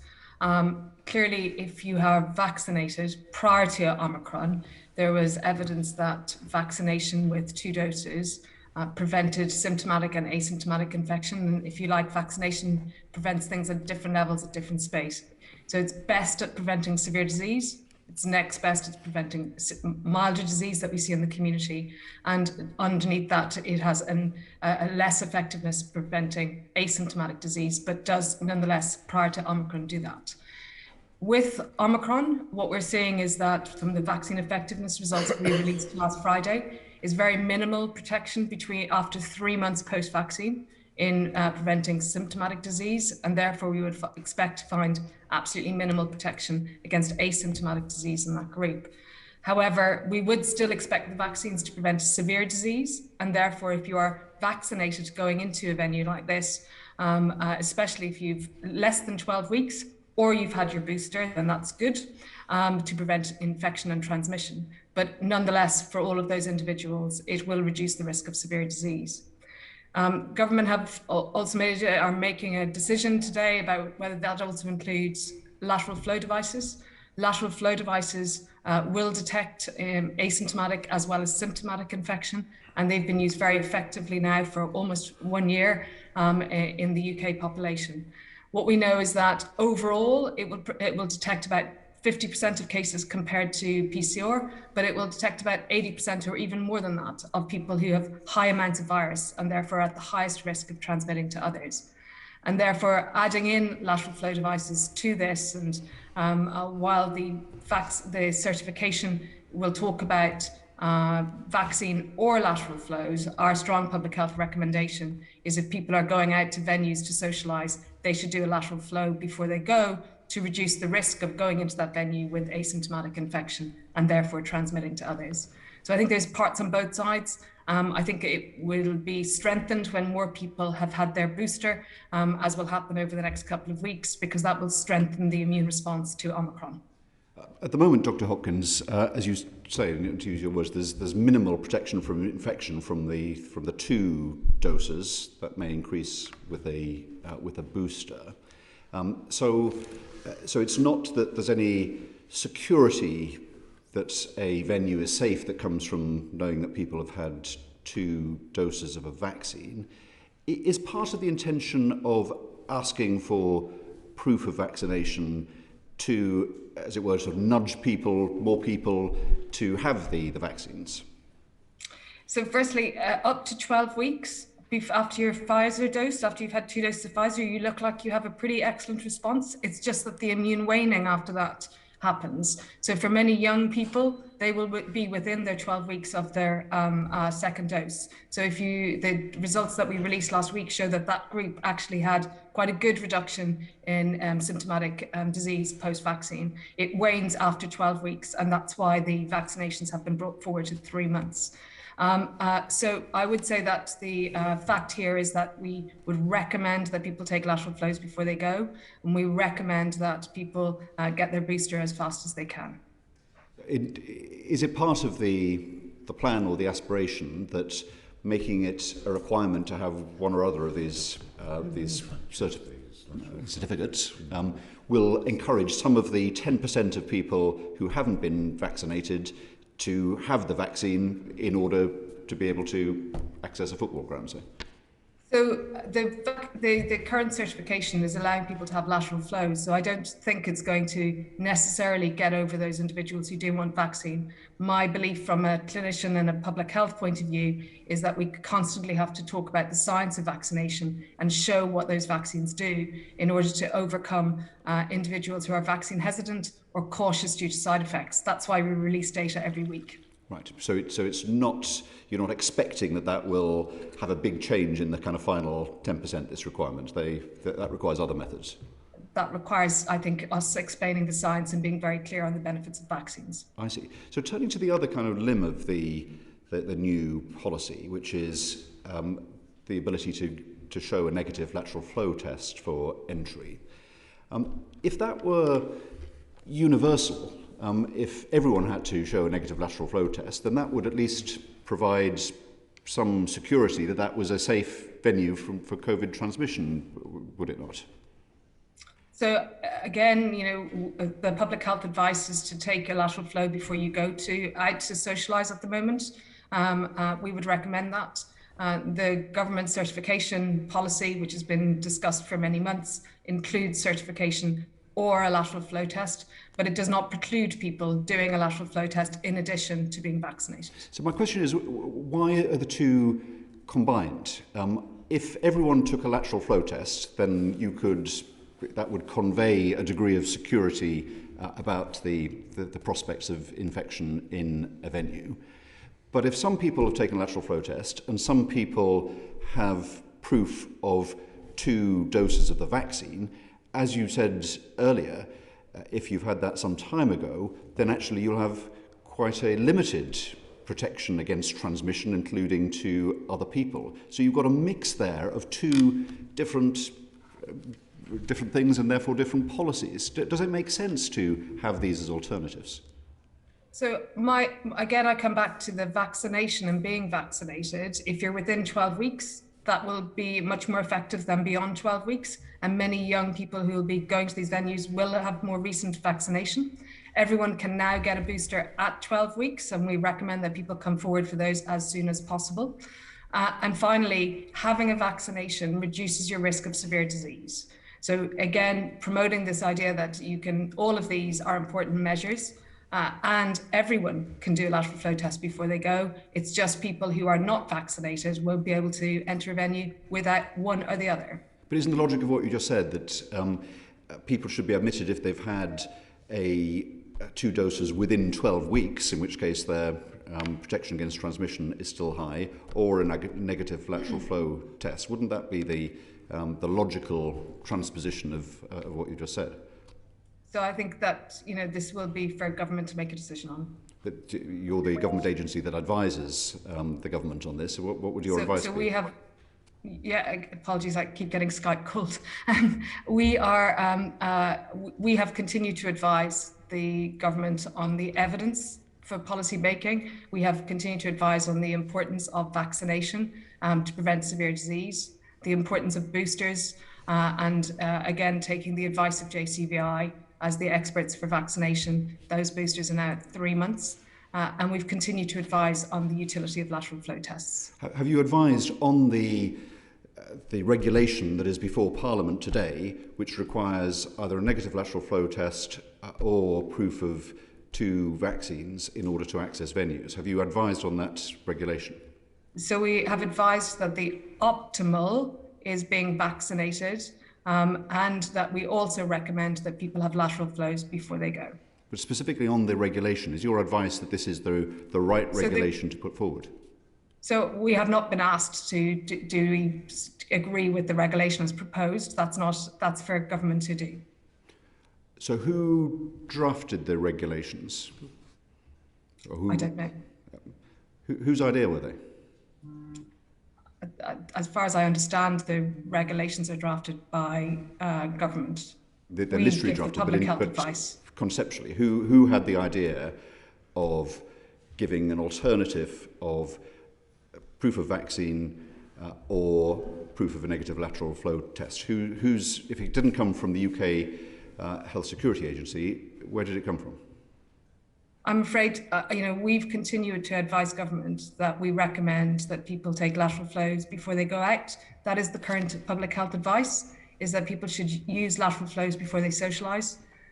We continue to advise that people get vaccinated. I understand that we optimise the vaccination uptake. I do understand that, but we have a debate and a vote at the end of it, and I think many members of Parliament will be looking to the UK Health Security Agency, which is there to give that expert assessment of what's in front of them. What, if you haven't caused the regulation to be put before Parliament, have you been, as an agency, consulted on the regulation as to whether you think this does the job? So we continue to recommend, as I've said, that everyone should take a lateral flow before they go. I understand that, but on the regulation itself, have you been consulted on whether this regulation is fit for purpose? No, not personally. Well, you're here as a representative, as the Chief Medical Officer of the UK Health Security Agency. Has the agency? So we have continued to recommend that the strongest public health intervention is vaccination. No, I do understand that, and you've been absolutely clear about that, and you've been crystal clear on it. But on the regulation that's before Parliament today, has the UK Health Security Agency advised on it? So we have continued to give our consistent advice that we believe that people should have lateral flow tests before they go into a venue, and that they should be vaccinated. We understand that, but you said that you personally haven't advised on it. Well, you're the Chief Medical Advisor of the agency. It would be odd, would it not, if someone other than you, or you weren't involved in a conversation as literally the head medical advisor of the agency? So I think, again, I reiterate that we've continued to advise that having both is the strongest, having one or the other is the next strongest, and having neither is very weak. I understand that, but I also understand that you said that you haven't advised on the specific regulation on large venues that's before Parliament. Let me turn to Catherine Fletcher, my colleague, and then Aaron Bell. Why it's different and why we should be worried from your perspective, Dr. Hopkins. Thank you. So Omicron is a new variant that was first identified in samples from genome sequencing and uploaded onto GISAID, which is the global sequencing database, on the 22nd of November. It has more than 50 mutations compared to the original variant that emerged from Wuhan in January 2020. The mutations were predicted to make the virus more transmissible, bind more tightly to the receptors that allow it to bind at the back of our throats, and also to evade the immune system to some extent. We have been studying this virus for 3 weeks today, and in that time period, we have shown that in the UK that this is growing very fast, with a growth rate of initially 2 to 3 days, and that growth rate seems to be shortening rather than lengthening at the moment. We've also shown that the virus in the laboratory does not neutralize, is not effectively neutralized by people who've had vaccine or have had prior infection compared to other variants. And we released vaccine data on Friday evening to show that after 12 weeks after your initial vaccine and before you've had a booster, your risk of acquiring this infection, at least mild disease in community, is very, very low, much, much lower than we've ever seen before. We currently have 10 individuals who are admitted to hospital with a diagnosis of Omicron before or on the day of admission. We're watching those numbers very, very carefully, and we do not have enough individuals in hospital in this country to be able to give an understanding of severity.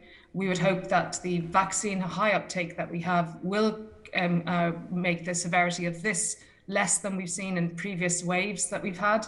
But we are concerned with the large volume of individuals who are being infected every day in the population, that we are going to have a very difficult 4 weeks ahead with cases in the community, which will of course cause individuals to need to stay off work and school, and then for those cases to transfer into admissions to hospital. There's a lot in there. I hope we have the opportunity to unpack it. But thank you. I'm gonna start with the ability to get it again. So you're suggesting that these 50-odd mutations, the tightness of the binding, means that even if you've had it before, you're likely to get Omicron again. What's the likelihood of you becoming severely ill on this reinfection? So we can see the case rates spiking. What the people are worried about is their likelihood of severe disease, or giving somebody vulnerable that level of severe disease. Dr. Hopkins, if I start with you, and then Professor Riley, I might dive into some numbers on that, if that's all right. Dr. Hopkins. Yeah, so first of all, again, less than 3 weeks from when we've identified the first case, we are seeing reinfections and a higher rate of reinfections in Omicron compared to Delta, with a rate of 3 to 8 times the reinfection risk for Omicron compared to what we'd seen with Delta. What we don't yet have is a signal of severity, but we would expect people who are reinfected to be similar to people who've had a vaccination. And we know that the vaccine effectiveness for Omicron for severe disease, we will have to wait until we have cases in hospital to make that assessment. But in making it for Delta, we had seen that the vaccine effectiveness against severe disease was above 80%, and actually, when you had been boosted, was above 90% for all individuals. That means that essentially, if you'd had 10 individuals who would have come into hospital before you had been vaccinated, only 1 individual would come into hospital now. So that makes a significant difference to the population in getting severe disease. The issues, of course, are that we have very high rates of infection in the population already with Delta. We have currently got, on average, across the UK, between 700 and 1,000 people coming into hospital every day. And so increases there will put the healthcare system under pressure. Thank you, that's very helpful. So, Professor Riley, welcome. Thank you so much for your time today. I guess what I'm the key to this, as Dr. Hopkins and other experts have talked about, is the volume of people coming into hospital with this new variant that require medical intervention. And if you've kind of, tripped and are a clumsy bugger like me, and you've tripped and fall over and you smack your head on the pavement, you're not being able to get the treatment that you need in that environment. And I think part of encouraging people to take the threat seriously is to allow them to understand their individual risk. So, we have, if you're over 80, your risk of severe disease, even if triple jabbed, is very different to if you're over 18 and triple jabbed. When you add over 80 risk, over 70 risk, over 60 risk, I'm going to do some numbers, over 40 risk, under 40 risk. When you add all of that together, plus the people that have chosen to not take a vaccine, can you give me an idea of the scale of the pool that could potentially, with a very rapid spreading wave, end up in hospital in the next 4 to 6 weeks? Thank you very much for the invite. I mean, thank you for the invite and for the opportunity to try and explain some of the findings that we're all working together on at UKHSA. To try and assess the risk posed by this new variant and help government form policy that will mitigate and reduce that risk. So genuinely, thank you for the opportunity. I think you phrased the key question in a very efficient and specific way. And I think, unfortunately, for this variant, we cannot yet make an accurate calculation of that. So, I'm sure there's a range in it, but I think the British public wants to know whether if it's everybody, if it's 1 million people. Just help us out without impugning your scientific integrity. It's not about scientific integrity. It's about making sure that we give the most useful numbers when we can.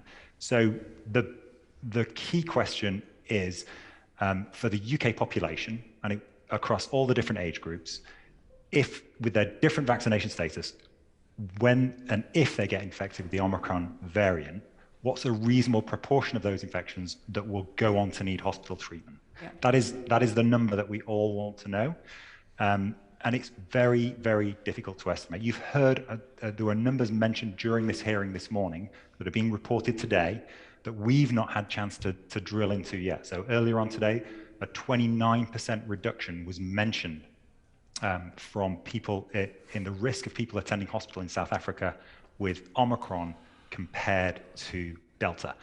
I don't have any additional details on that, and that sounds like perhaps one of the most useful early numbers to come out. So with the greatest of respects and apologies, I cannot give you an estimate for that pool of susceptibles, other than to say there's a very real risk that is large, that a substantial proportion of the people in those age groups could possibly require medical hospital treatment if they're infected.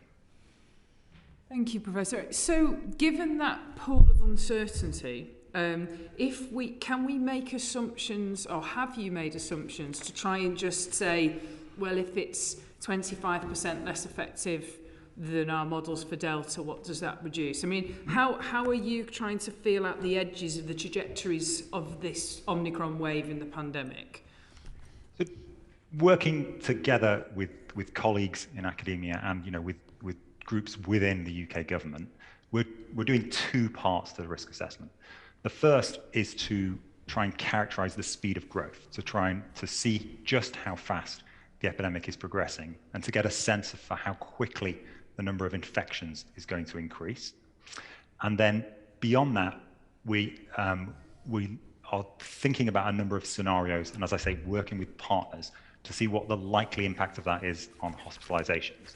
So I probably would call out some very helpful work by colleagues at the London School of Hygiene and Tropical Medicine that's gone specifically through a very reasonable set of assumptions covering a broad range and has outlined a very useful set of scenarios that show the potential for the number of hospitalizations to approach and surpass levels of hospitalizations, high peaks of hospitalizations that have been observed in the past 2 years. And the summary of that, I'm desperate to try and make this session accessible to non-turbo nerds. So the summary of that is, if it spreads really quickly and a lot of people get it really quickly and it's kind of similarly-ish virulent to Delta, then you're pouring a pint into a half-pint pot. Is that fair? Yeah, it's a very large number of infections doesn't need a very large proportion of those to go to hospital to be a problem. That's as has been expressed by the Prime Minister and others, really effectively in the last few days. If you get very many infections, it only needs to be a small proportion that go to hospital in order for there to be really high demand on healthcare services. So, Dr. Hopkins, is there anything you would add to my kind of grilling of the numbers of Professor Riley? I think what Professor Riley said is absolutely right. We will only know the number of people, the proportion who require hospitalisation when we have that number available to us. But if we have 1 million infections a day, even a very small proportion of those individuals requiring hospitalisation will put a significant impact on healthcare. Just one final question for me, Chair, if that's all right. Given, I mean, it's a frightening number to come out with, but given that 1 million infections a day is something that you're considering, we potentially are at 250,000 already. To what extent is that going to just flash and burn through the population very quickly? I've heard colleagues point out that there aren't 400 million people in the UK when they do that doubling time. So where is the timing and the rate limiting step on this flash transmission because no one's got an exponential growth because no one's got any immunity? I don't know who to ask that to. Should I jump in on that? Yeah, go on. So you're absolutely right. As if the exponential growth continues for very much longer, then we'll expect other processes to come into play, and we wouldn't necessarily expect it to be a very rapid epidemic. If we look back through the earlier waves, what we observed in the data, and then in the kind of behaviour data, in the movement data, and then later on reflected in the disease data, is that people adapt their behavior and the rate slows down. So when prevalence gets very high, the evidence from the UK and around the world is that people tend to change their behavior and naturally reduce infection. So it's very difficult to say how fast a peak would be, but we'll certainly be watching very closely in countries that have been affected earlier than we have, for example, South Africa. So at a very basic level, if we run at 1 million a day, there's only 70 million people on our small islands. It cannot go on longer than 70 days, which is just over 2 months. So I would expect at the very least there will be good short-term immunity. So you're right, very high levels of infection are time limited, but the speed with which we actually peak out is looking back through patterns observed elsewhere in the world isn't always as fast as some of the theoretical studies suggest. Right, okay, so it's get a jab and try and flatten the sombrero with your personal behaviours in the intervening period. That's definitely one way of putting it. Fair enough, thanks, Chair. Thank you. Just before I go to Erin Bell, on the subject of statistics, Professor Riley, you've obviously got a very important job as the Director General for Data and Analytics. And, people are looking to you, the public is looking to you to have a way to understand what's going on. Hospitalisation is clearly very important, and Dr. Hopkins has mentioned that because it has implications for whether the NHS can cope. But it's not just the question of whether someone goes into hospital that is relevant, it's how long someone stays in hospital, is it not? And what is the evidence so far of the length of time that people with Omicron, whether in this country or overseas, are staying in hospital? You're absolutely right. That is a key. It's a key quantity to estimate because it links those admissions to the overall volume of people in the NHS, which is the constrained resource that we are most concerned with. At the moment, for the UK, given we have very, very few confirmed in hospital right now, I am not aware of any estimates of duration in stay from the UK data.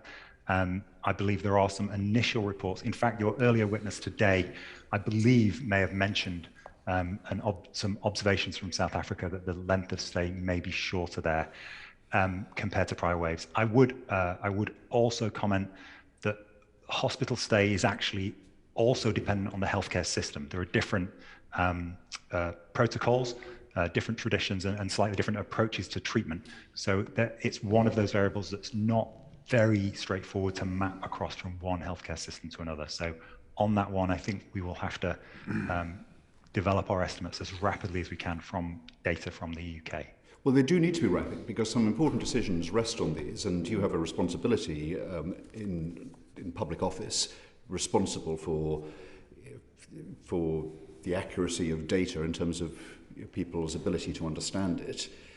To reflect this is a very important calculation, isn't it? If people are spending 5 days in hospital rather than 4 weeks in hospital, that has huge implications for what consequences we may need to take to protect the NHS. When are you going to publish your estimates of this, given that you're already in the public domain are models of hospitalisation? You're absolutely right. It's a very important quantity. We will work with partners across government and external academics and in order to help provide those estimates. I cannot give you a timeline for publishing an accurate version of that number today. Your role, as we've been talking about with Dr. Hopkins, is to advise the government and with transparency advise Parliament and the public on what is the rationale for measures. You lead the data profession within the UK Health Security Agency. Do you recognise your personal responsibility to make sure these data are out there? However, in some cases, inconvenient it might be for a case that the government or others might be willing to make, even if it undermines it. Yes, I recognise my personal responsibility. Thank you very much. Aaron Bell. Thank you. If I could stay with you, Professor Riley. You just mentioned the London School of Hygiene Tropical Medicine model. Under their most likely scenario, and I accept that we need to look at worst case scenarios as well, they outlined a peak of 6,000 hospital admissions in the new year compared to 4,000 last year, and potentially 40 to 50,000 deaths by the end of April. But that was assuming a similar case fatality rate to Delta, which does look now that that's not a correct assumption. Is that fair? I would probably need you to clarify the most likely scenario, because I thought they were fairly even-handed across a number of different scenarios. But I do recognise, the numbers that you're giving, and yes, the underlying severity in these models, as in some kind of baseline intrinsic severity for the new strain, is assumed to be similar to Delta. So yes, I agree with that. Yeah. And the 29% that you referenced that I mentioned to Dr. Coetzee earlier, that was mildness compared to the original strain. And I think you may have misquoted that, and obviously it's new data to you. How much more severe than the original strain is Delta? So therefore, how much, if that 29% is to be believed, how much less severe is Omicron relative to Delta? There are some good studies. There's a number of different estimates on the relative severity across the variants, and I apologise, I do not have that to hand. So we can seek to find a summary of that and provide it afterwards. But my understanding is there are estimates of slight increases in severity across those prior variants. Yes. So it would perhaps be a slightly larger decrease if that were the case. But I'm a little bit, given the chair's prior comments about my professional responsibilities, I'm a little hesitant to speculate too much here. That's fair enough. I was Googling to try and find that number, and I couldn't find it easily as well. To go to the same questions, the same topic that Catherine went on about the sort of size of the peak and the fact that exponential growth will eventually have to become logistic because you've only got so many people to infect. What's your current estimate for peak number of cases? It'll obviously be broad, but what sort of peak are you expecting? 200,000 official cases a day, case numbers, the official case numbers, not the background infection level. That's right. So you raise a very important point that there is a massive difference between the number of infections which might occur on any given day, which we try and get at through studies such as the ONS infection survey or the REACT survey, versus the number of cases that are actually reported, because people have to actually be able to go and get a test and have it reported. So I think for the levels of infection that are being looked at here, the actual peak number of cases will probably revolve around peak testing capacity, which is not something that I can speculate on right now. Okay. If I could, I think I'll turn to Dr. Hopkins now. Following on from what we were discussing with Dr. Burton of Moderna, do you think that Omicron is going to displace Delta, or do you think they're going to end up coexisting? Is it in your professional judgment? So again, I think the earliest signal that we can have from this is what's happening in London right now, where we are now seeing that the report we released yesterday showed that just over 44% of all cases in London are Omicron. In those that have been tested for the S gene, and is a good representative sample of what's happening in London. We are seeing increases in the total number of cases in London. So London has doubled its cases over the last 4 weeks. But what we are seeing is that we expect to see Omicron displace Delta, but they are going to live together in parts of the country for longer. And we are going to continue to see hospitalizations from Delta for the next 2 weeks, baked in from the numbers that we have. And then we will start seeing the Omicron case numbers come into hospital. Are we expecting Omicron, are we expecting exposure to Omicron to give people protection against Delta? Is that baked into our modelling, or do we not know yet? Well, so what we know is that if you've had a prior infection, up till this point, reinfection was extremely rare, and the Siren study, which I lead, has shown that very effectively as well. And reinfection with vaccination is even better. If you've had infection and vaccination, then your protection is much, much higher. What I think we would say is that we can see that in South Africa, they have reported that individuals who are infected in their Delta wave were more likely to get infected with Omicron. We are seeing a higher rate of reinfection than we've seen before. Therefore, there will be protection, I think, from severe disease if you've had one variant or the other. But these new variants may not protect you from mild disease and may not protect you from transmitting to others. Practical implications of this Omicron surge.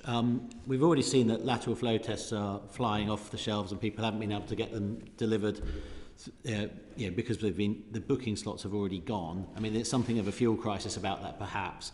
But secondly, PCR tests, we only have a capacity of maybe about 600,000 tests a day. Are we going to have to stop recommending that contacts of people get a PCR test? Because it seems to me that we're just not going to have the capacity to deal with the numbers that Omicron implies over the next fortnight or so.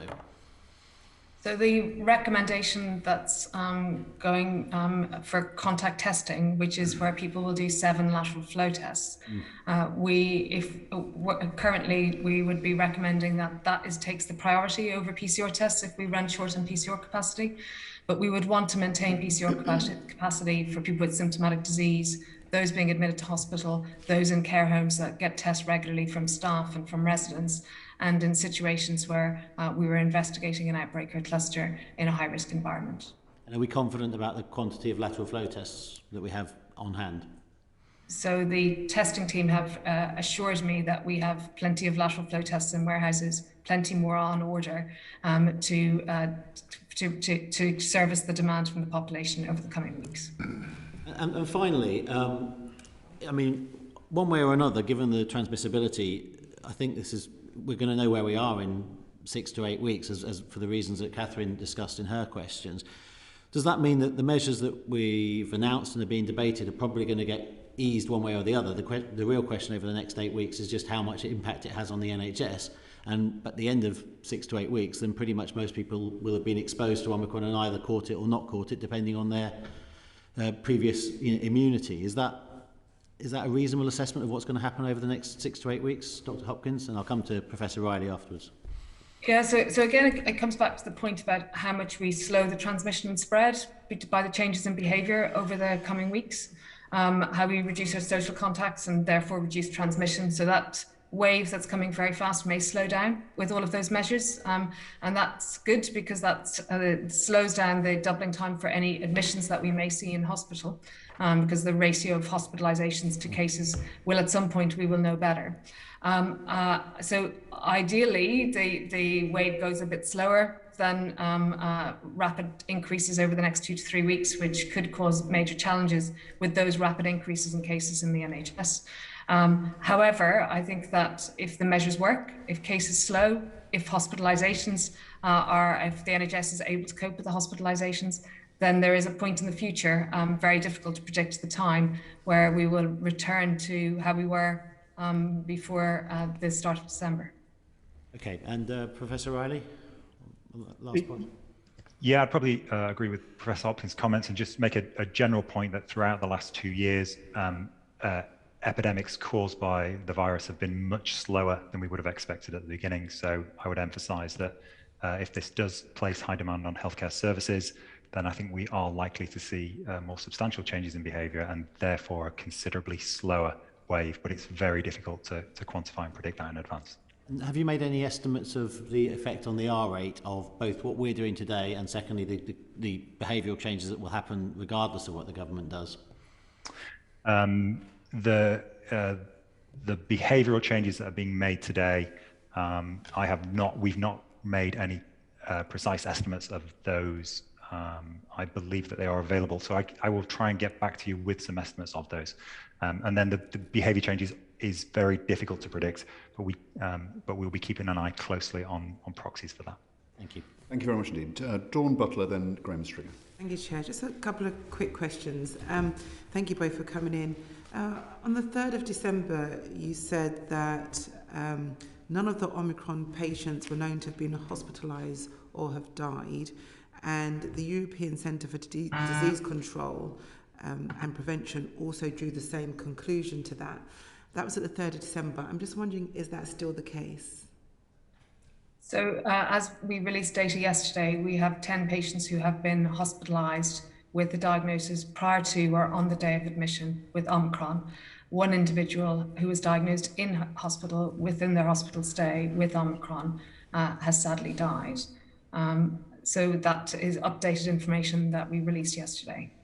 Thank you. And did the person who has sadly died, do they have underlying conditions? So as you know, we try not to release any data about individuals for their confidentiality reasons. Yeah, I understand. Thank you very much. And just to pick up on some of the questions earlier, just for clarity for me as a non-scientist, are you basing any modelling on what's happening in South Africa? So perhaps I'll go ask Stephen to lead on that for the modelling question. Yeah, so the main work that we're doing at the moment is to measure the speed of growth and then just to extend that, to project forwards a little bit, to try and get a good understanding of what's happening right now. So in terms of measuring the growth that we see here in the UK, we have also looked at speeds of growth elsewhere in the world, and we've seen similar speed of growth in South Africa. They had a very, very rapid increase in cases in the period just when we were starting to work on the virus. And there are also examples around the world, and I think Denmark are also reporting very rapid rates of growth. So not so much in actually making a model, but in the key kind of characteristics that we're trying to study, we're seeing similar patterns elsewhere in the world. Thanks. I mean, the growth in South Africa, is that not because they've only got 23% of people vaccinated as a population? Well, I think we even though we have much higher levels of vaccination here, we're seeing very similar growth rates. So the immune state of the two populations are definitely different, and that will be having an impact. But we haven't seen something substantially slower here yet because of our vaccination. Great, thank you. And Dr. Hopkins, just lastly, just on some of the questions the chair was asking, is it correct to say that the Prime Minister is implementing new legislation today that he hasn't consulted UK HSA about? Is that a correct statement? Yeah, so I think we have been consulted and we've given our advice. Decisions on what goes into regulations are decisions that are made across a number of government departments with a number of different advice that goes in. We are one part of that. We have consistently given advice that we recommend lateral flows before people go into venues. That is the current public health advice that is there now that we highlighted last week. And we consistently give advice that vaccination will prevent against severe disease, but currently 2 doses of vaccination more than 3 months ago will not prevent transmission or people acquiring this infection based on the results that we released at the end of last week. Yeah, so I think it's important to recognise that we are one part, that there are multiple other parts, and that government and the regulations take in all parts of our views whilst making those regulations. Thank you. I mean, I understand that you consistently give advice. Did you give any specific advice from the announcement that was made on Sunday? So again, the announcement on Sunday on vaccines or certification? The Prime Minister, trying to clarify. The Prime Minister's statement to the country. I just wondered if anything triggered that from you. The Prime Minister's statement to the country on Sunday evening related to vaccinations. Yes, vaccinations and testing capacity, and which you say is consistent in the advice that you've been given. I just wondered, was there anything specific that would have triggered that announcement? I don't know. No, not. Don't worry. Thank you very much. Thank you for your time. Thank you very much, Graham Stringer, and then Rebecca Long-Bailey. Professor Riley, I understand what Dr. Hopkins said before about patient confidentiality, but overall one of the statistical irritations, to me at least, during this epidemic has been the statistic about dying within 28 days of a test. I can see that's statistically consistent, but it doesn't tell you how many people died of the prime cause being COVID. Do you have those figures? So the official statistic that we use to track deaths directly caused from COVID is dying within 28 days of a positive test. There's been a lot of discussion and debate about that, especially last year, and that was arrived at as the recommended official statistic. Obviously, it's not the only thing that we track, and it's not the only thing that scientists and epidemiologists around the world track in relation to COVID deaths. Another key statistic is the excess mortality. So that's not specifically looking at people with a positive test for COVID. That's comparing patterns of deaths within countries, regardless of the cause of death, during a period of high circulation of the virus compared to the time series in the years before. And actually, when you do that, you do see some very substantial discrepancies around the world. In the UK, just to reassure members of the committee, we do have fairly good agreement between, not perfect, we have fairly good agreement in the patterns of excess mortality compared to the patterns of deaths within 28 days of a test. So I think certainly at the population level, we have good reason to have faith in that statistic that has been agreed upon. The statistic, I mean, we had a whole session with Spiegelhalter on the statistics of excess deaths, and you come to a point where your excess deaths are negative, don't you, because people die earlier. So it's not the greatest statistic in the world. But the deaths within 28 days obscures things, doesn't it? Because you're partly measuring the infectivity, the infections caused in hospitals. If you go into hospital, you're dying of cancer, you pick up an infection, high infection rates in hospital, you come out as part of that statistic, whereas one was always going to die of cancer. So I would think it was important to know, not just from a statistical base, which has all sorts of oddities about it, as I've just mentioned, how many people are dying and the prime cause is COVID. Why can't we get at that statistic? So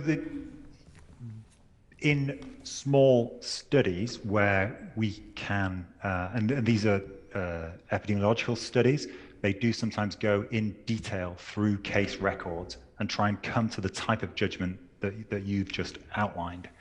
And that's really, and you need multiple people to review case notes and then to have a discussion and arrive at a somewhat subjective opinion about the precise cause of death for each of the individuals. So the concerns that you've just raised, they can be addressed, but that very much happens within a research setting.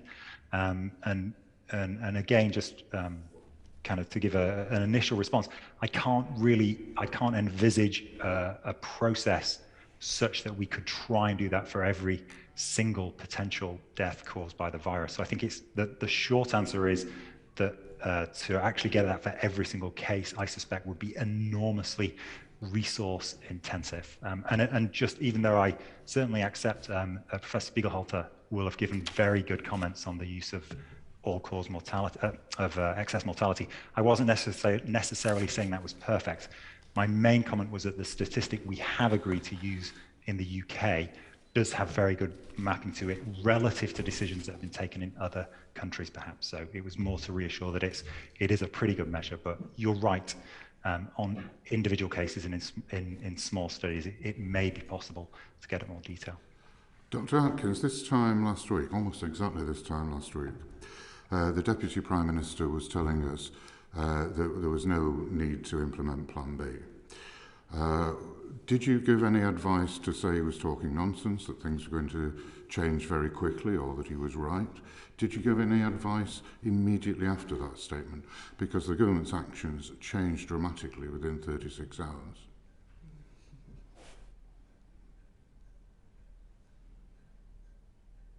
So I think we review the data with government ministers as a part of our daily review of the Omicron data on a daily basis. Then government look and part of what we say and what other experts say across government to make decisions. I understand the relationship between advice and government policy making, but did you give any specific advice that led to the change in policy over that 36-hour period? No new specific advice, just a daily review of the advice, the measures that were available, which the government knew. They had Plan B already under discussion since the summer, and of course the regular review of the input from SAGE. Right. A very different kind of question, if I may, Dr. Hopkins. It's something that's puzzled me throughout the epidemic. We got rid of our isolation hospitals, I don't know, perhaps 30 years ago. Do you think we would have done better in this epidemic? I know it's a hypothetical question, but it's an interesting one for the future planning of the health service. If we'd had isolation hospitals, because a lot of infection took place in hospitals. So you're absolutely right. Some infection did take place in hospitals, and having special wards in hospitals is critical.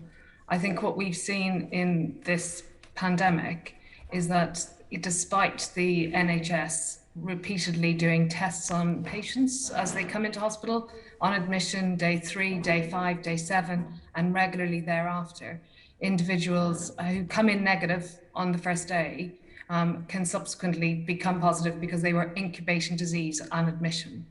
I think that therefore the segregation of these individuals would not have been completely possible, and we would have, while you can segregate individuals who are in A&E and can get a diagnosis and are positive on that day, those individuals who are negative on that day and need treatment for their cancer, their kidney disease, their cardiovascular disease, and subsequently either develop symptoms or are test positive in hospitals, could not have been averted by having separate hospitals.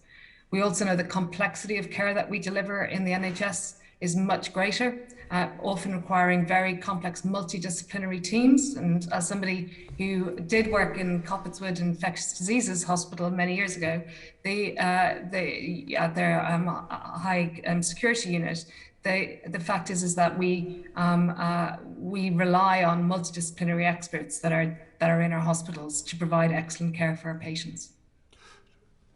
Do you expect the development of antivirals to help in the coming rather critical 2 months or so? There have been a number of antivirals under test. Do you think they will help, and have they been taken into account in your projections of the number of people in hospital and the length of stay in hospital? So I think that we have yet to see large-scale rollout of antivirals. Molnupiravir will be in use very soon and start being used. We've got monoclonal antibodies. One of those monoclonal antibodies, Ronapreve. We are worried about the effectiveness of that. So that actually is taking away a drug that we've been using in the NHS for the last number of weeks and months to treat people who come into hospital who are antibody negative. So that is a challenge. So where we've got new antivirals, we also have some drugs that have been now in use that may be less effective. We will be watching and monitoring with our NHS colleagues the safety, the efficacy and the effectiveness of these drugs in reducing length of stay, in reducing ICU admissions, and sincerely hope that they will have an effect, but we will need to wait and monitor that. Thank you. Professor Riley, there have been statistics put out, very useful statistics, about the number of lives saved by vaccines. But as far as I've seen, and you can tell me there have been other stats put out, it's only been lives saved by vaccines, not by other either pharmaceutical interventions or non-pharmaceutical interventions. Why have those statistics not been produced? Let me think for a moment if anything. I mean, let me not hide behind the question. I mean, it seems to me that from the government's point of view, vaccine rollout's been great. They've saved a lot of lives 3 cheers, but some of the other interventions have not worked so well, so we don't get statistics on those areas. So there are two very different types of calculation. I think there is some work on the efficacy of non-pharmaceutical interventions, but that has to be done at a population by population level. So the reason that we're able to make more precise estimates of the effectiveness of the vaccine is because it applies at the level of an individual, and we can gather data at the level of an individual, and we have pretty good confidence in tracking those outcomes, and there's a very well worked out kind of set of methods for us to do those calculations, and within UKHSA and other colleagues. So the short answer is we can give really good answers to individual level interventions. In order to assess the impacts of non-pharmaceutical interventions, you have to look at a population by population level, which makes them much more difficult. And I might just call out mask wearing here, which has been notoriously difficult as an intervention to try and assess, even before this pandemic and then during it. And what has shifted the needle really is a couple of very well-designed community level studies of mask wearing to show that there was, observed drops in transmissions in some communities that did use increased mask wearing and compared to those that didn't. And then when you look at so I think that's the basic answer is it's much more difficult to assess community level interventions compared to individual level interventions. And my final question, if I may, and it's back to the questions the chair was asking about the statutory instruments before us today, and it's to both our witnesses. How do you work with other parts of government to ensure that the government has fully assessed the impact of these measures? So we work with our colleagues in the Department of Health and with other government departments to ensure that the evidence that's being put into any of their impact assessments is up to date. But there are no impact assessments with the SIs.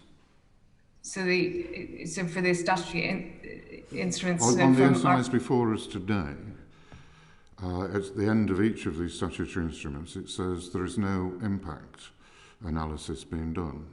So does that mean you've not done the work, or the work hasn't been provided? So from my point of view, we input into any of the documents that are shared with us from government colleagues. And we have provided the evidence for the interventions to the best of our ability. So have you assessed the impact with other parts of the public sector? So in the Department of Health leads on the impact assessments for SIs, where they have asked for our input, we have assessed, given our input. Well, I'm going to draw the conclusion, if you're not more explicit with the answer, that the government is withholding impacts that have been done. Would that be a fair assessment? I am unaware of this. I don't understand that. Well, I'm afraid I don't. I don't know of. I don't know if there's information that is being made available or not on impact assessments. Sorry, I thought. Well, you've made the information available to government. So we have provided the evidence for the interventions. Right. That we are where we can. Thank you, Graham. Just briefly going back to one of the questions that Graham asked Professor Riley in terms of the recording of deaths of COVID, as it were, rather than within 28 days of a COVID test. Was I interpreting your answer correctly, that although they're not published, that there is a data set that you have of deaths where COVID is the cause of death? No, I'm sorry if I was unclear in my... So that data set doesn't exist, it's not collected. I would probably clarify just to make sure. I was referring to alternative methods that are sometimes used in research, so the research studies that you yeah, but I was not in any way referring to any specific data that I'm aware of. That's very helpful and very clear. Thank you very much indeed. And finally, Rebecca Long-Bailey. Thank you. The World Health Organization said this week that whilst there's limited data available, there was a reduction in vaccine efficacy against infection and transmission based on preliminary evidence. And we also know that even with the Delta variant, vaccinated people could still transmit it, although their viral load dropped far quicker than unvaccinated people. So we can be perfectly clear then. Can you confirm that in a venue where everybody who's accessed has only provided a COVID certificate, can you confirm that there has been a decrease in the risk of transmission, or whether there's still a significant risk of transmission of both Delta variant and Omicron? Dr. Hopkins.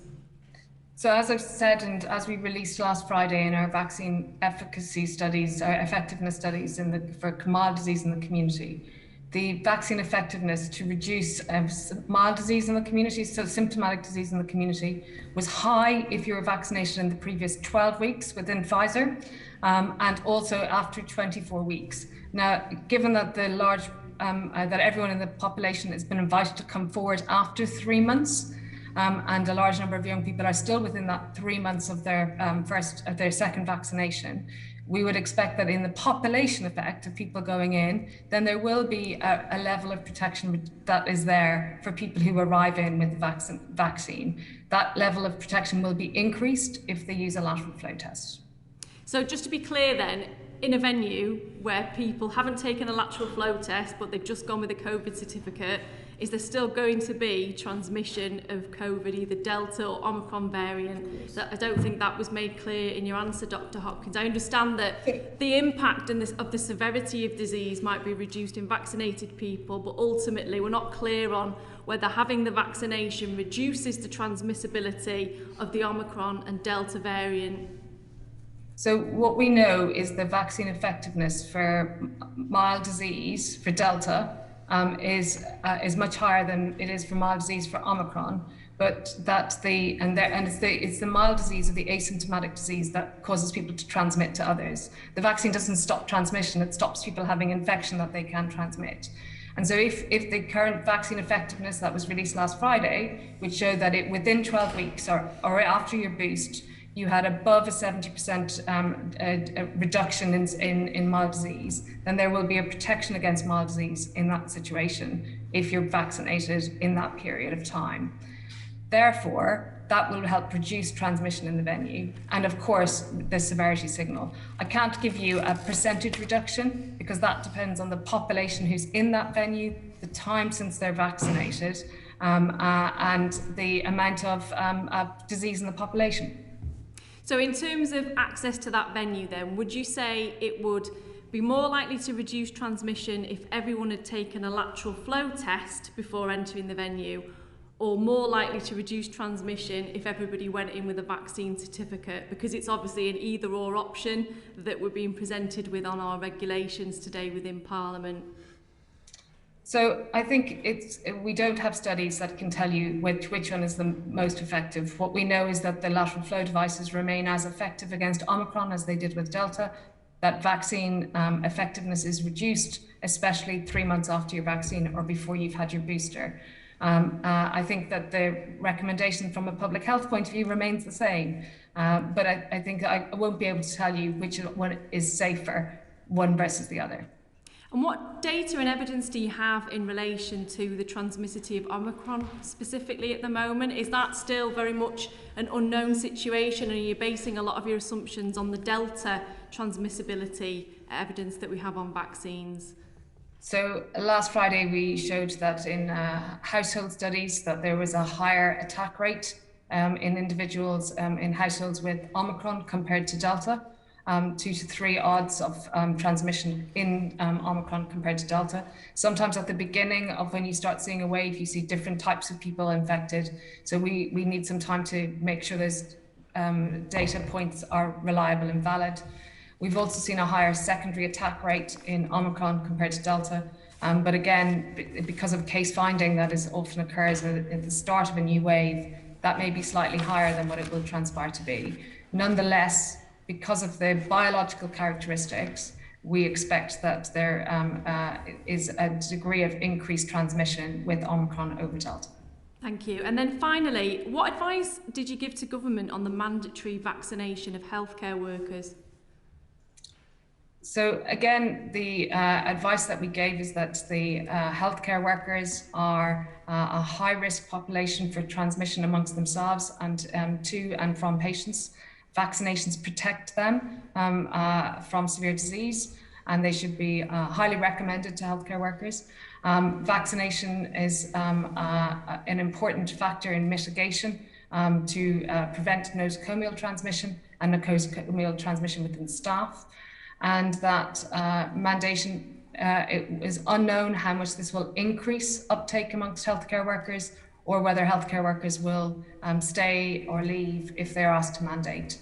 It is a challenged and nuanced moment. I think it's very important that every healthcare worker does take up the offer to get vaccinated, and that if they are working in frontline in vulnerable individuals, that vaccination is essential for them to have. Mandation decisions are with government. Thank you, that's really helpful. So just to be clear, you didn't provide advice that advised for the mandation of vaccination for healthcare workers. It was rather that you highly recommended that healthcare workers should be vaccinated. So the mandation is a decision for government. We provided advice on the why it's very important that healthcare workers get vaccinated and the ways to increase uptake in healthcare workers. Thanks, that's really helpful. Thank you. Thank you. Erin Bell had a follow-up question, I think. Just on the number of vaccinated or unvaccinated people in hospital for COVID treatment, it might be one for Professor Riley. There have been some numbers in the press.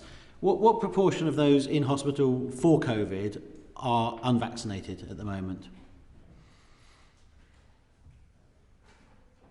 You're on mute. There you're not. Yes, I'm sorry. I do not have that number in my prep today. I apologise. That is a number that we track within the common kind of internal documents. I've seen in the press around sort of 80 to 90%. Is that a sort of level that you recognise? Either. I would really have to go back and check, because that number does fluctuate during, as people, as the infection rises and falls, and with the dynamics of people being vaccinated themselves. So I would have to go and check. I'm sorry. Okay, that's fine. What I wanted to follow up and ask really was what proportion and what estimates have you made of the number of people who are actually refusing to have the vaccine, as opposed to obviously some people who can't have the vaccine? What is your estimate for the number of people who are refusing, for philosophical reasons, to not to have the vaccine in the United Kingdom? Have had, let's say, no vaccines whatsoever. What's the estimate you're working with on that? So I'll make a few comments, and I may ask Dr. Hopkins to come in as well, because I know that she's worked on this a lot. But over the course of the epidemic, we tracked through a variety of mechanisms. We asked people their propensity, what they feel about being vaccinated. In the very early days, there was some reluctance among especially younger age groups.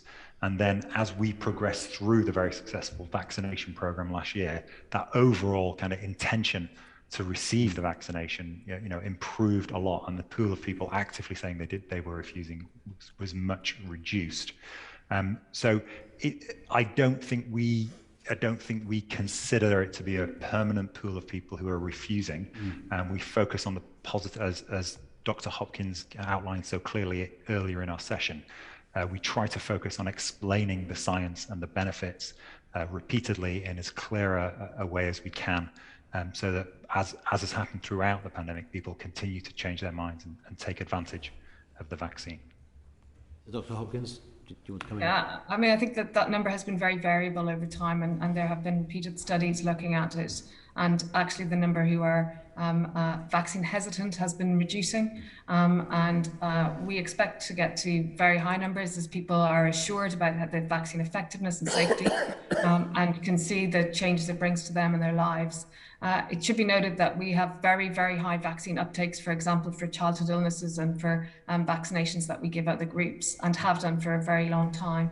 And so we continually believe in reiterating the science around the vaccine, and to ensure that the benefits around the vaccine are well illustrated, and that we're also open and honest about any adverse events or side effects, so that people know that we will be there when and highlight a problem if there is one.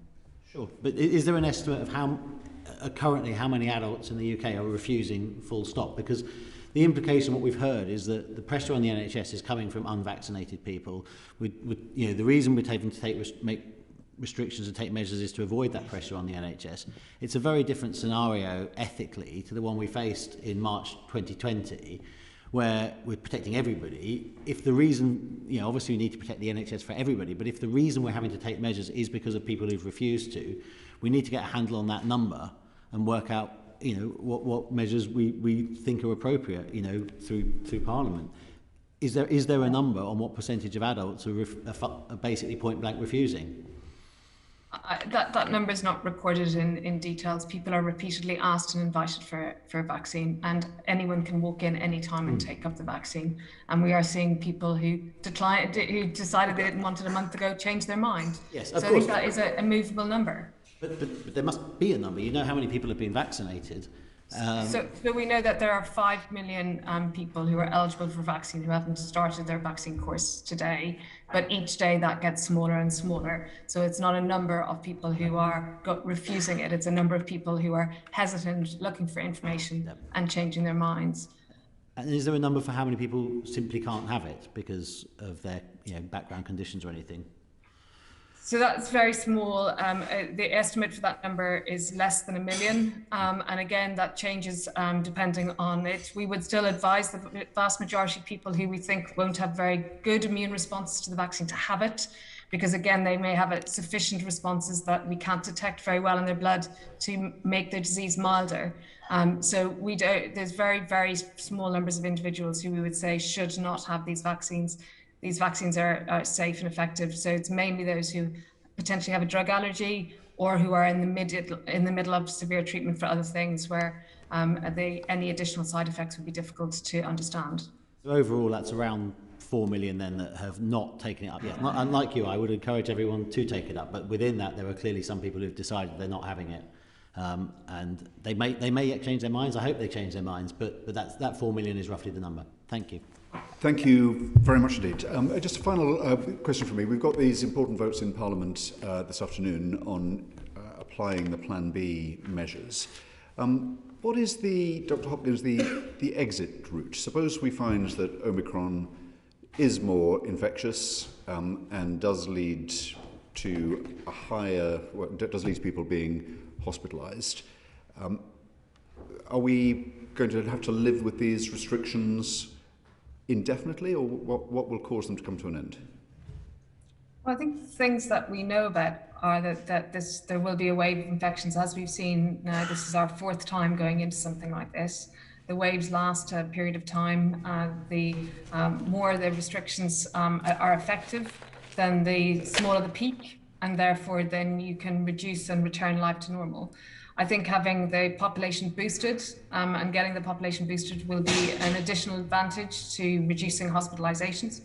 And of course, if this the boosting of vaccinations affects hospitalizations so that they're able to maintain full care for all individuals and primary care is able to deliver what it needs to do at a rate that we've seen, so recognizing we've seen 700 to 1,000 admissions a day since July, so for 6 months, with very few restrictions on our ways of life, then I would hope that we would be able to return to that. But I think it is balancing between being able to deliver healthcare, being able to have sufficient amounts of delivery of all of that in order to get back to normal. Based on the modelling that you've seen so far, when do you expect the restrictions to be able to be lifted? So I think that if the modelling that the London School has done, I would expect that there's going to be needing some level of restrictions in place for the next 4 to 8 weeks. Thank you very much indeed. I'm very grateful to both Dr. Hopkins and Professor Riley for their evidence today. We've run over time, but these are very important matters and they will be debated in Parliament this afternoon. So you've done a service to this committee, but also to the House in appearing before us today. That concludes this meeting of the committee. Order, order. Thank you. Thank you. Thank you very much. Committee Room 8